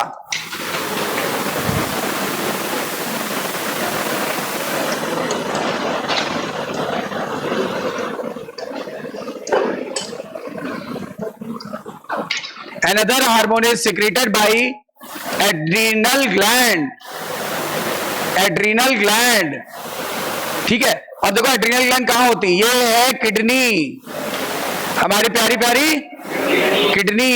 कितने ग्राम की है, किस कलर की है, रेडिश ब्राउन होती है ना। और ये एक इसकी पोजीशन भी बता दें, ये पोजीशन अपनी रह गई थी, इसकी पोजीशन बता दें, पोजीशन, इसकी पोजीशन बता दे रहे हैं, पोजीशन रह गया था। पोजीशन होती है T12 से लेकर के L3 तक, T12 से लेकर के L3 तक। इसका मतलब लास्ट थोरेसिक से लेकर के लास्ट थोरेसिक वर्टिब्री से लेकर के, यानी ये last thoracic vertebrae 12th number पे आती है। फिर यहां पे देखो L1, L2, L3, ये जो हमारी पीठ की वर्टिब्री है इसको बोलते हैं लंबर। लंबर के लिए L1, L2, L3, तो यहां से यहां तक होती है। लास्ट थोरेसिक वर्टिब्री से लेकर के लास्ट थोरेसिक वर्टिब्री से लेकर के बताओ कहां तक, 3rd लंबर तक। ये आपके एनसीईआरटी में दिया है, 3rd लंबर वर्टिब्री तक। बोलो, ये पॉइंट नहीं हुआ था ना? नहीं, हमें मालूम था तभी हमने कवर कर लिया। तो ये ग्लैंड एड्रीनल ग्लैंड जो होती है वो यहां प्रेजेंट होती है। एड्रीनल ग्लैंड यहां प्रेजेंट होती है, ठीक है ना। एड्रीनल ग्लैंड कहां प्रेजेंट होती है, किडनी के ऊपर, किडनी के नीचे। इसीलिए मैं इसको एक और नाम देना चाहूंगा, सुप्रा रीनल ग्लैंड। इसमें भी 2 भाग होते हैं भाई साहब, एड्रीनल कॉर्टेक्स और एड्रीनल मेडुला। एड्रीनल कॉर्टेक्स और एड्रीनल मेडुला। जो एड्रीनल कॉर्टेक्स है ना, यहां से हार्मोन निकलता है एल्डोस्टेरोन, एल्डोस्टेरोन। अब सुनना, इसका क्या काम है, इसका क्या काम है, देखो इसका काम है। इससे पहले एक लाइन रुक जाना, एक लाइन समझना बात को। इसके पहले एक फार्मूला लिखा देते हैं, यहां पे एक फार्मूला लिखा देते हैं। देखो, ADH is directly proportional to water reabsorption. ADH is directly proportional to water reabsorption. Formula भी लिख लो, बायोलॉजी का formula. ADH is directly proportional to water का रीएब्जॉर्प्शन। सपोज मेरे शरीर में पानी की कमी है, सोचो जरा मेरी बात, मेरी बात को ध्यान से सोचो। मेरे अंदर पानी की कमी है, मैं 2 दिन से प्यासा हूं, मेरे अंदर पानी की कमी है, जन्म जन्म का प्यासा हूं। अब बताओ क्या होगा, उस समय मेरे शरीर में ADH ज्यादा निकलेगा कि कम निकलेगा? ADH ज्यादा निकलेगा, एकदम टोपा हो। ADH क्या होगा, ज्यादा निकलेगा। जब ADH ज्यादा निकलेगा तभी तो पानी ज्यादा से ज्यादा खून में एब्जॉर्ब होके जाएगा, और जितना ज्यादा खून में एब्जॉर्ब होगा शरीर में उतना ज्यादा पानी रुकेगा, वरना पानी सारा यूरिन से निकल जाएगा। एक तो पानी की कमी है और ऊपर से निकाल दे रहे हो, बहा दे रहे हो नदियां, है ना। इसीलिए बताओ, जब किसी व्यक्ति के शरीर में पानी की कमी होती है तो ADH हार्मोन ज्यादा निकलता है कि कम? अगर ADH ज्यादा निकलेगा, बताओ मेरे अंदर पानी की कमी है, मेरे हाइपोथैलेमस ने ज्यादा से ज्यादा ADH निकाला, ADH जितना ज्यादा निकलेगा पानी का रीअब्जॉर्प्शन उतना ज्यादा होगा। मेरे यूरिन से जो यूरिन वाला पानी था वो एब्जॉर्ब हो गया, यूरिन तो नहीं बोलना चाहिए, फिल्ट्रेट बोलना चाहिए। तो जो मेरे फिल्ट्रेट में पानी था एब्जॉर्ब होकर मेरे खून में चला गया, और बताओ यूरिन कैसा हो जाएगा, डाइल्यूट की कॉन्सेंट्रेट, यूरिन हो जाएगा कॉन्सेंट्रेट। तो देखो ये फार्मूला याद रखना, ये फार्मूला याद रखिएगा, समझ में आई बात। इसी तरीके से ये वाला हार्मोन भी ऐसे ही काम करता है। ये वाला हार्मोन डायरेक्टली प्रोपोर्शनल होता है सॉल्ट रीअब्जॉर्प्शन के। कौन सा सॉल्ट? NaCl, सॉल्ट और वाटर रीअब्जॉर्प्शन दोनों के लिए, ये दोनों के लिए काम कर सकता है, लेकिन मेनली सॉल्ट के लिए काम करता है। याद रखना, aldosterone is directly proportional to salt reabsorption या वाटर रीअब्जॉर्प्शन, ठीक है ना। अच्छा बताओ, मेरे शरीर में नमक बहुत ज्यादा है, मेरे शरीर में नमक बहुत ज्यादा है, तो बताओ नमक को रोकना है कि बढ़ाना है? रोकना है कि निकाल देना है? निकाल देना है। तो अगर यह हार्मोन ज्यादा निकला तो नमक रुक जाएगा, अगर यह हार्मोन कम निकला नमक निकल जाएगा यूरिन के थ्रू। तो दोनों फार्मूले याद रहेंगे, बताओ, ADH is directly proportional to water reabsorption और aldosterone is directly proportional to salt reabsorption. खुद सोच के देखो, अगर मेरे अंदर सॉल्ट की अधिकता है तो मैंने क्या सिखाया था, एक्सक्रीशन में एक्स्ट्रा सॉल्ट को बाहर निकाल देते हैं। अब आप बताओ, मेरे अंदर ये वाला एल्डोस्टेरोन ज्यादा निकलना चाहिए कि कम निकलना चाहिए? सोच के बताओ। कम निकलना चाहिए, क्योंकि अगर एल्डोस्टेरोन कम निकलेगा तो मेरे अंदर सॉल्ट का रीअब्जॉर्प्शन कम हो जाएगा। अगर सॉल्ट का रीअब्जॉर्प्शन कम हो जाएगा तो सारा सॉल्ट यूरिन से निकल जाएगा, और यूरिन से अगर निकल गया तो मेरे अंदर जो एक्स्ट्रा सॉल्ट था वो कम हो गया और मैं नॉर्मल हो गया। बोलो सही है कि नहीं? कंफर्म है ना? तो दो फार्मूले याद रखना। बताओ, वाटर रीअब्जॉर्प्शन ADH पर डिपेंड करता है और सॉल्ट रीअब्जॉर्प्शन किस पर डिपेंड करता है? तो याद रखिएगा। सही है?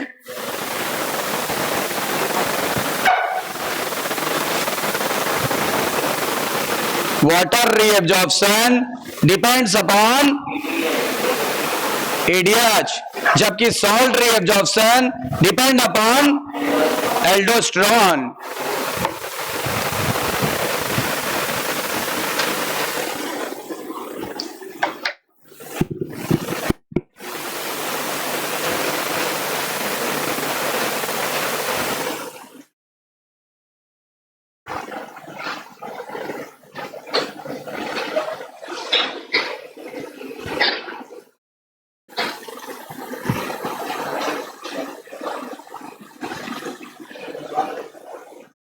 हेलो, इसका वाला 10 बजे बंद कराइएगा।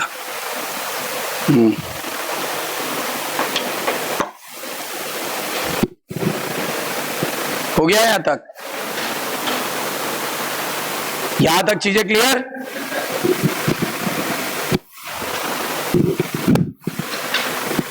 चीजें क्लियर है यहां तक कि नहीं?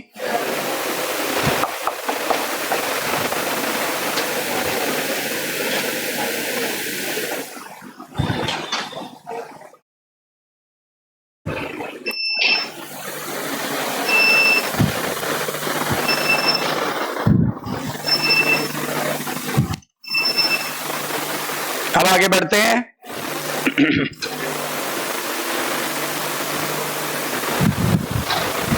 बताइए, पानी को कंट्रोल करने वाला हार्मोन ADH का दूसरा नाम वैसोप्रेसिन। ब्लड वेसल को प्रेस करेगा कि रिलैक्स करेगा? ठीक है ना? जबकि बताओ, वो salt retaining hormone is aldosterone. और कौन कहां से निकलता है, ये बात समझ में आ गई ना? और ये कहां काम करेगा? इसकी भी तो कोई टारगेट सेल होगी। ये भी DCT पे ही काम करता है। बताओ, ये भी ADH की तरह कहां काम करता है? ये हार्मोन ADH की तरह ही किस पर काम करता है? DCT पर वर्क करता है। DCT पर वर्क करता है। किस पर वर्क करता है? DCT पर। इसका भी टारगेट सेल कहां है? कहां पे जाके वर्क करेगा? DCT। कहां पे वर्क करेगा? DCT। जबकि वो दो जगह वर्क कर रहा था, mainly on DCT and rarely on final water absorption. कहां होता है? इसलिए टर्म यूरिन फाइनली कहां इस्तेमाल करेंगे? राइट। यूरिन इज कॉन्सेंट्रेटेड की dilute? Urine is concentrated how much times of the blood plasma? 4 times.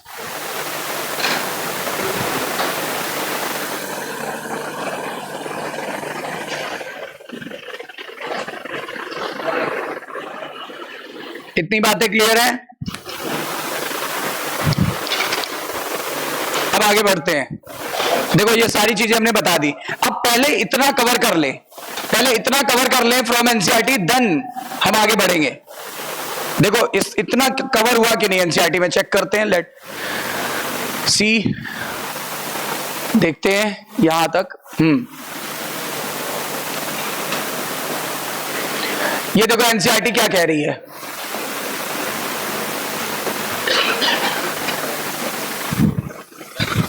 NCERT क्या कह रही है ये देखते हैं। कह रहा है, अगर हम कंपैरिजन करें वॉल्यूम्स ऑफ फिल्ट्रेट का जो पूरे दिन बन रहा था वो कितने लीटर था? 180 लीटर प्रतिदिन था। With that of urine release 1.5 litre, जबकि यूरिन कितना था? तो इससे क्या पता चलता है कि लगभग 99% से भी ज्यादा चीजें या फिल्ट्रेट रीएब्सॉर्ब हो गया था by renal tubule, reabsorb by renal tubule.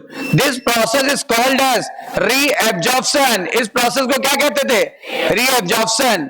The tubular epithelium cell in different segment of the nephron perform either by active और बाय पैसिव मैकेनिज्म। बताओ, डिफरेंट पार्ट में होता था, कहीं एक्टिवली होता था तो कहीं पैसिवली होता था, right? For example glucose, amino acid and sodium, formula क्या? गाना etcetera in the filtrate are reabsorb by which method? Actively. जबकि नाइट्रोजनस वेस्ट और बाकी क्लोराइड वगैरह ये एब्जॉर्ब कैसे होता था?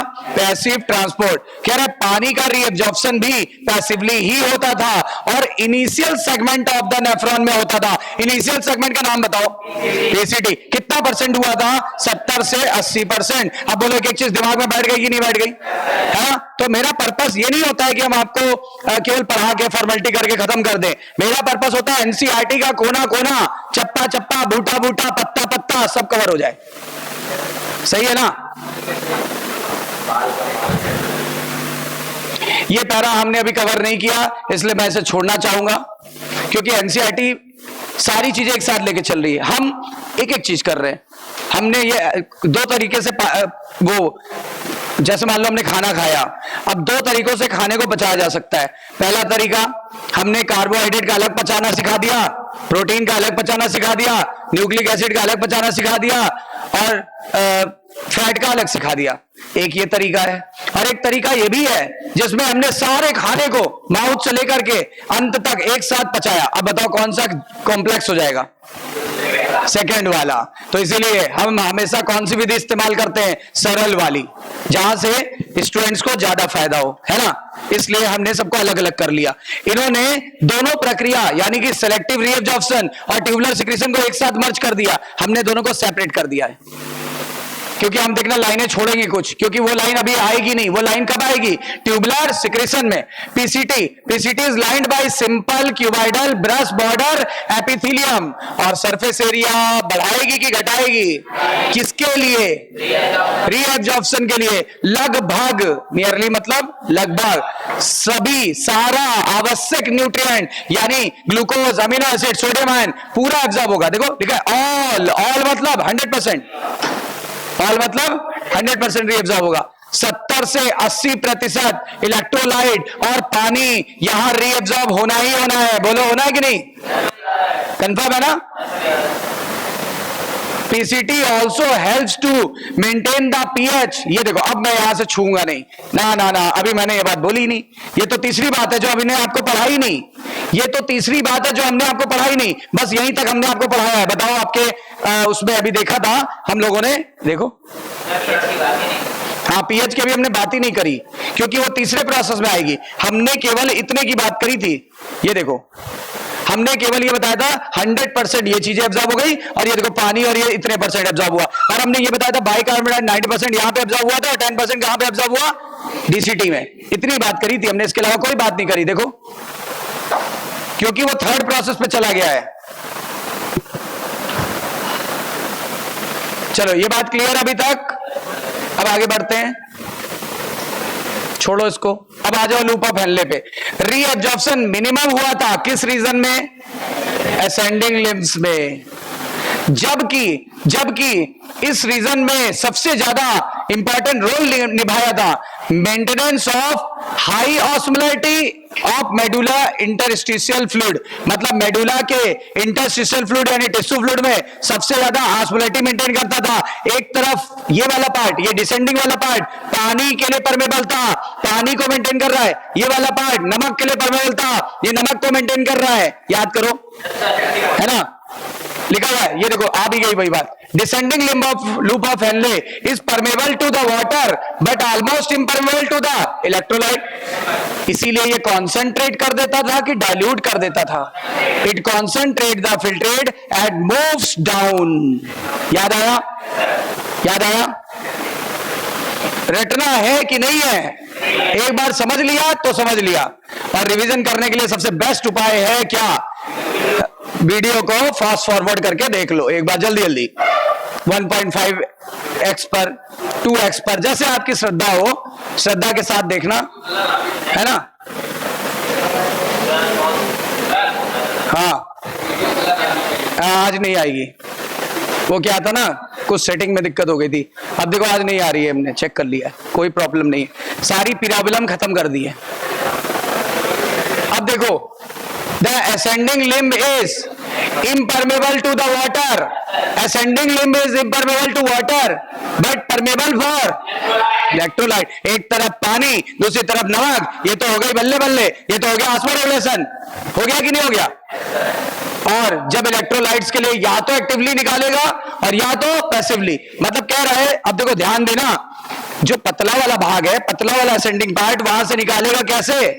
एक्टिवली कि पैसिवली? पहले निकालेगा पैसिवली, और जब ऊपर जाएंगे तो काफी कमी हो गई होगी नमक की। अरे एक बार बताओ, आप पैसा निकालते जा रहे हो बैंक में, तो एक समय पैसा ज्यादा था और अब कम हो जाएगा। वैसे नेफ्रॉन से आप नमक निकालते जा रहे हो, तो जब ऊपर पहुंचेगा तो अब इधर नमक कम है और ब्लड में ज्यादा है, अब कम से ज्यादा की तरफ निकालना है। कम से ज्यादा की तरफ निकालोगे तो कैसे निकालोगे? तो समझे, पहले पैसिवली और बाद में एक्टिवली, है ना? हम सही ऑर्डर बता दिए आपको।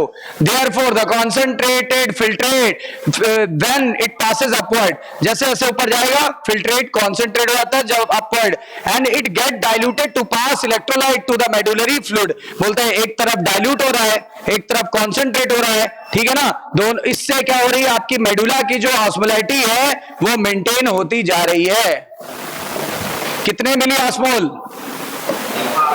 अच्छा, डीसीटी में आ गए। डीसीटी में कंडीशनल रीअब्जॉर्प्शन होता है कि अनकंडीशनल? ऑब्लिगेटरी की फैकल्टेटिव? ऑब्लिगेटरी की फैकल्टेटिव? फैकल्टेटिव। और किस किस चीज का? वाटर का कि सॉल्ट का कि दोनों का? लिखाया है। और कौन सा हार्मोन यहां पे काम करेगा? वाटर। इसके लिए, सॉल्ट के लिए था एल्डोस्टेरॉन, सॉल्ट के लिए था एल्डोस्टेरॉन, और वाटर के लिए मेनली था एडीएच का दूसरा नाम वैसोप्रेसिन। याद आया? In this segment DCT also capable of reabsorption of bicarbonate. कितना परसेंट? 10%। इसके बाद हम नहीं जानते, इसके बाद हम नहीं जानते।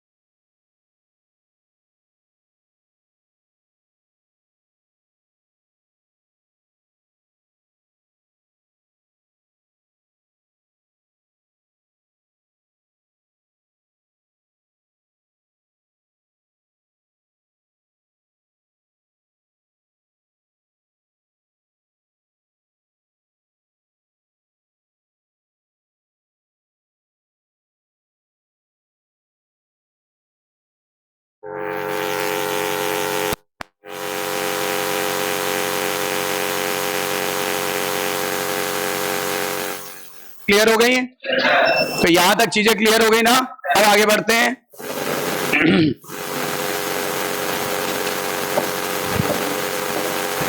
ये वही फिगर है जो मैंने आपको बताया सब कुछ। अब आ गए हम लोग कलेक्टिंग डक्ट में। Collecting duct, this is long duct की शॉर्ट डक्ट, और ये कहां से कहां तक फैली हुई है? कॉर्टेक्स से लेकर के inner part of medulla. Large amount of water, यहां से बहुत सारा पानी निकला। लार्ज क्यों बोल रहा है? एडीएच के कारण, एडीएच के कारण, एडीएच के कारण यहां पानी निकलेगा।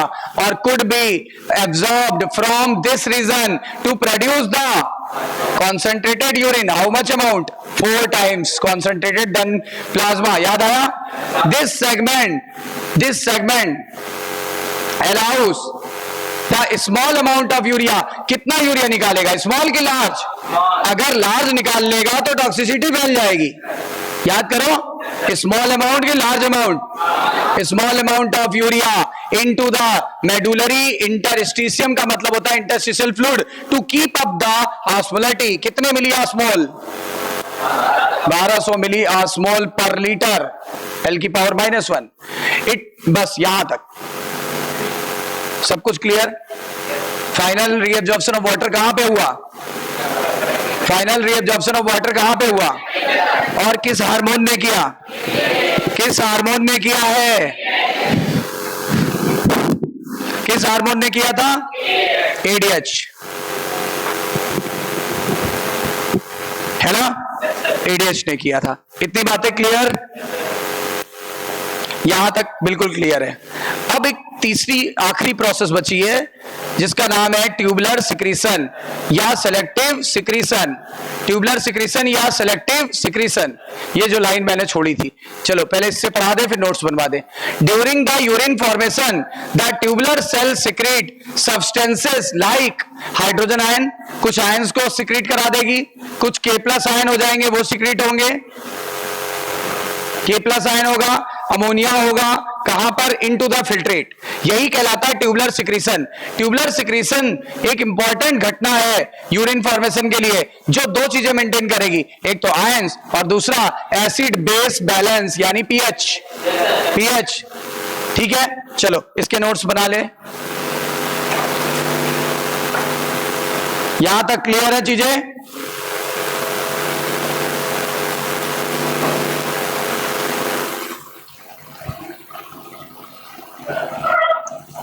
अब हम लोग कौन सा स्टेप पढ़ने जा रहे हैं? आखिरी स्टेप का नाम क्या है? ट्यूबुलर या सेलेक्टिव सिक्रीशन।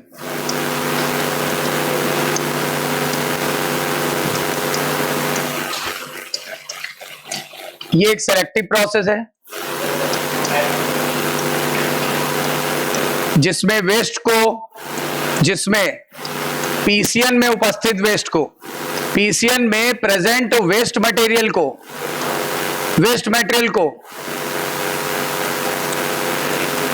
रीनल ट्यूब्यूल में लाया जाएगा।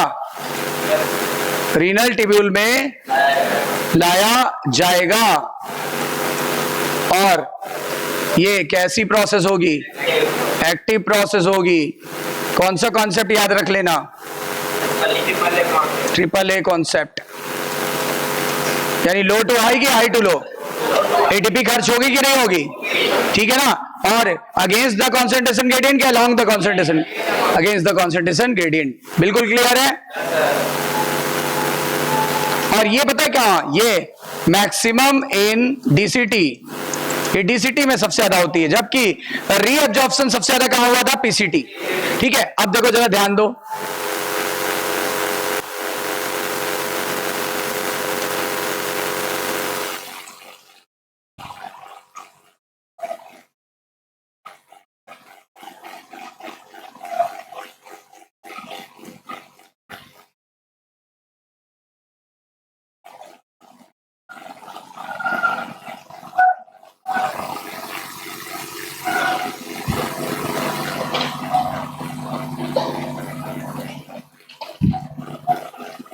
देखो यहां पे सबसे ज्यादा होता है,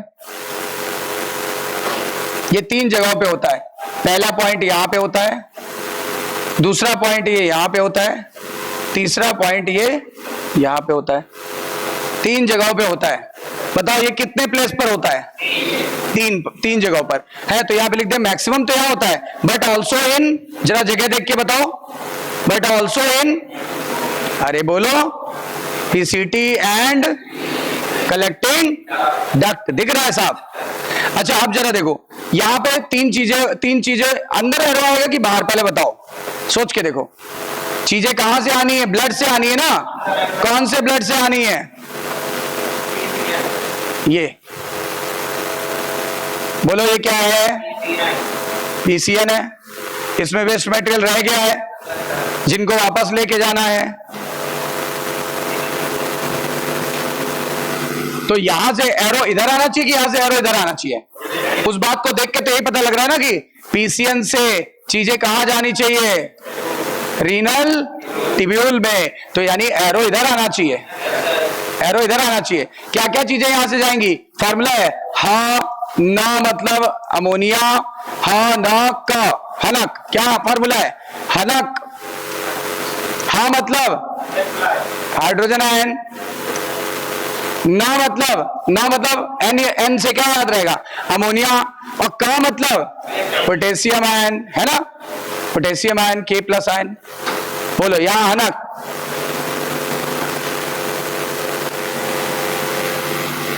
ठीक है ना? क्लियर?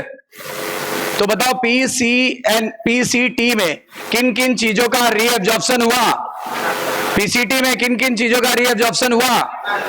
ठीक है ना? सेम इन्हीं चीजों का रीअब्जॉर्प्शन कहां पे होता है? यहां पे भी होता है। यहां पे ऐसे एरो दिखा देते हैं, ऐसे। बोलो सही है? यहां पे भी क्या? हा ना का, यहां पर भी हनक, ठीक है। अब यहां पे देखो आखिरी में यहां से यहां पर हक H+ आयन और K+ आयन। फार्मूला क्या बना? हक, हमारा हक। तो हनक और हक, आगे बढ़ते जाना। 1 नंबर में हनक, दोबारा भी हनक, लास्ट में हक। बोलो सही है कि नहीं? याद हो गया कि नहीं हो गया? फिनिश हो गया। इससे क्या फायदा हुआ? इससे 2 बड़े फायदे हुए। क्या फायदा हुआ?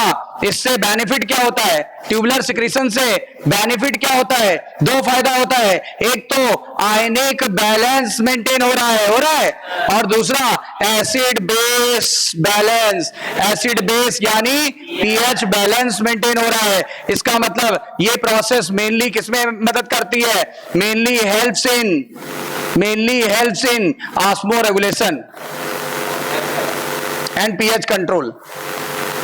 Osmo regulation and pH control, वो तो दिख रहा है। बोलो क्लियर? लिखने से पहले मेरे आपसे अनुरोध है कि आप एनसीईआरटी पढ़ लें। लिखने से पहले एनसीईआरटी पढ़ लो। पहले बताओ, पहले वाले में क्या क्या निकल रहा है? हा ना का। या हा मतलब H+ है, ना मतलब नाइट्रोजन से क्या स्टार्ट हुआ? अमोनिया। और बताओ का मतलब K+ पोटेशियम। यहां पर भी है ना, और यहां पे हक। और इससे क्या फायदा हुआ? एक तो आयनिक बैलेंस मेंटेन हो रहा है, दूसरा एसिड बेस यानी पीएच बैलेंस हो रहा है। सही है? चलिए, जो अनुरोध किया था वो मान लें।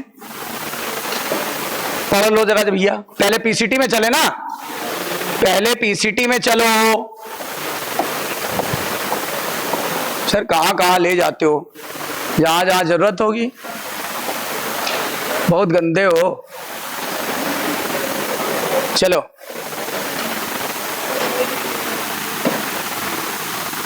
देखो, पहला कहां पे? पहले सबसे ज्यादा कहां पे? नहीं, पहली बार कहां पे ऑब्जर्व हुआ था? पहली बार ट्यूबुलर सिक्रीशन कहां पे हुआ? तो PCT helps the maintenance of pH और आयनिक बैलेंस। कहां पे? शरीर के फ्लूइड में। कैसे? सेलेक्टिव सिक्रीशन द्वारा। इसी को ट्यूबुलर सिक्रीशन भी बोलते हैं। कैसे? हनक, हा ना का मतलब पोटेशियम, हा मतलब हाइड्रोजन, ना मतलब अमोनिया। बोलो क्लियर है? क्लियर है? और कह रहा है यहां पर बाइकार्बन आयन भी ऑब्जर्व हुआ था, वो पहले ही बता चुका हूं। कितना %? वो तो रीअब्जॉर्प्शन था।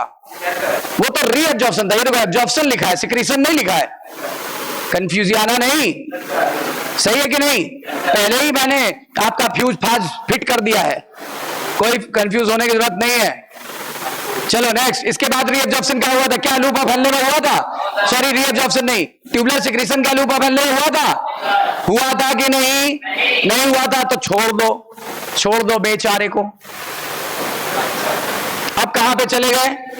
डीसीटी में मैक्सिमम हुआ था ना, मैक्सिमम, लेकिन किन चीजों का? हनक, हाँ, कहां गया ना, ये रहा ना, और कहां गया का, और काम वही है, पीएच एंड आयनिक बैलेंस, नहीं, pH and ionic balance. Clear हुआ? क्लियर हुआ? बोलो भाई। चलो आखिरी में, अंतिम में कहा? अंतिम में कहा? अंतिम में सार्जन चले ससुराल, आखिरी जगह वही है, कलेक्टिंग डक्ट। बताओ ये भी प्ले करता है क्या?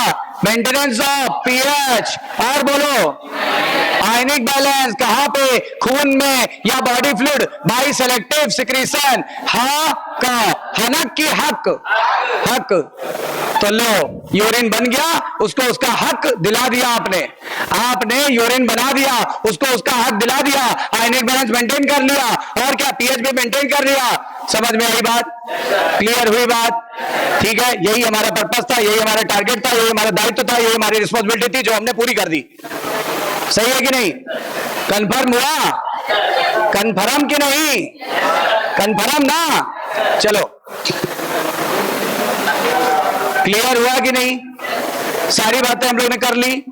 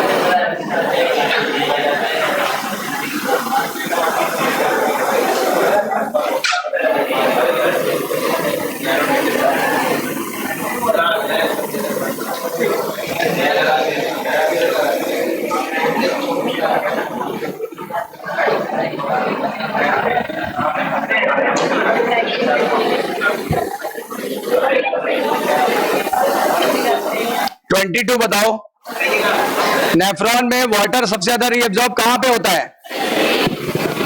बताइए। Right, Na plus and Cl minus both are removed by NaCl, और Na प्लस और Cl माइनस दोनों को कैसे रिमूव किया जाता है? दोनों जगह से। देखो यहां से भी नमक निकला था, और पीसीटी से तो निकलता ही है, अरे गाना के द्वारा, और याद करो क्लोराइड आयन भी निकला था। तो both A and B, reabsorption of water in the following part nephron is obligatory। obligatory मतलब पीसीटी, जहां पे होना ही होना है। कितना परसेंट? 70 से 80, 70 से 80। कंफर्म है? We can produce a concentrated या dilute urine, हम concentrated या dilute urine प्रोड्यूस कर सकते हैं, और इसके लिए कौन सा मैकेनिज्म भूमिका निभाएगा? तो देखो एक बात बता देते हैं, एक तो लूप ऑफ हेनले जरूर होना चाहिए, और पड़ोसी भी होना चाहिए। पड़ोसी कौन है? वासा रेक्टा, हालांकि कल ये होगा। अच्छा ये देखो, ये बहुत प्यारा सा क्वेश्चन है, यूरिन का वॉल्यूम कौन मेंटेन करेगा? थोड़ा दिमाग चलाओ, अपने आप पता चल जाएगा। एडीएस तो करेगा ही करेगा, और एल्डोस्टेरोन भी तो थोड़ा बहुत पानी को कंट्रोल करता है, तो कौन करेगा? एडीएच और एल्डोस्टेरोन दोनों, बोलो बी। ये देखो, ऐसा हार्मोन बताओ जो ग्लोमेरुलस फिल्ट्रेट से पानी निकाल लेगा। अरे एडीएच का दूसरा नाम बोलो, सही कह रहा है गलत कह रहा है? सही कह रहा है ना? फिर बताओ, ये तो अभी किया नहीं अपने हम लोगों ने, ये तो अभी किया नहीं है। हाँ, ये भी अभी पूरी तरह से नहीं किया। हाँ, नहीं नहीं नहीं, ये भी नहीं किया। अभी ये आगे के क्वेश्चन है ना, आगे के क्वेश्चन अभी हम लोगों ने नहीं किए।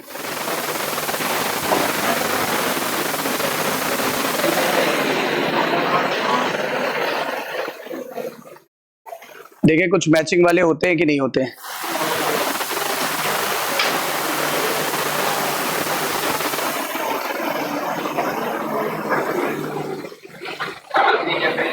ये तो हो गया था ना।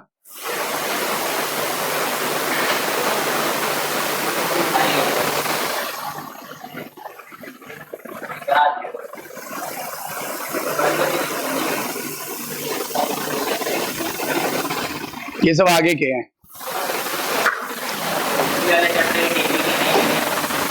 ये बात क्लियर हो गई? यहां तक क्लियर हो गई सारी बातें? ठीक है, तो इसके आगे का कल करते हैं हम लोग।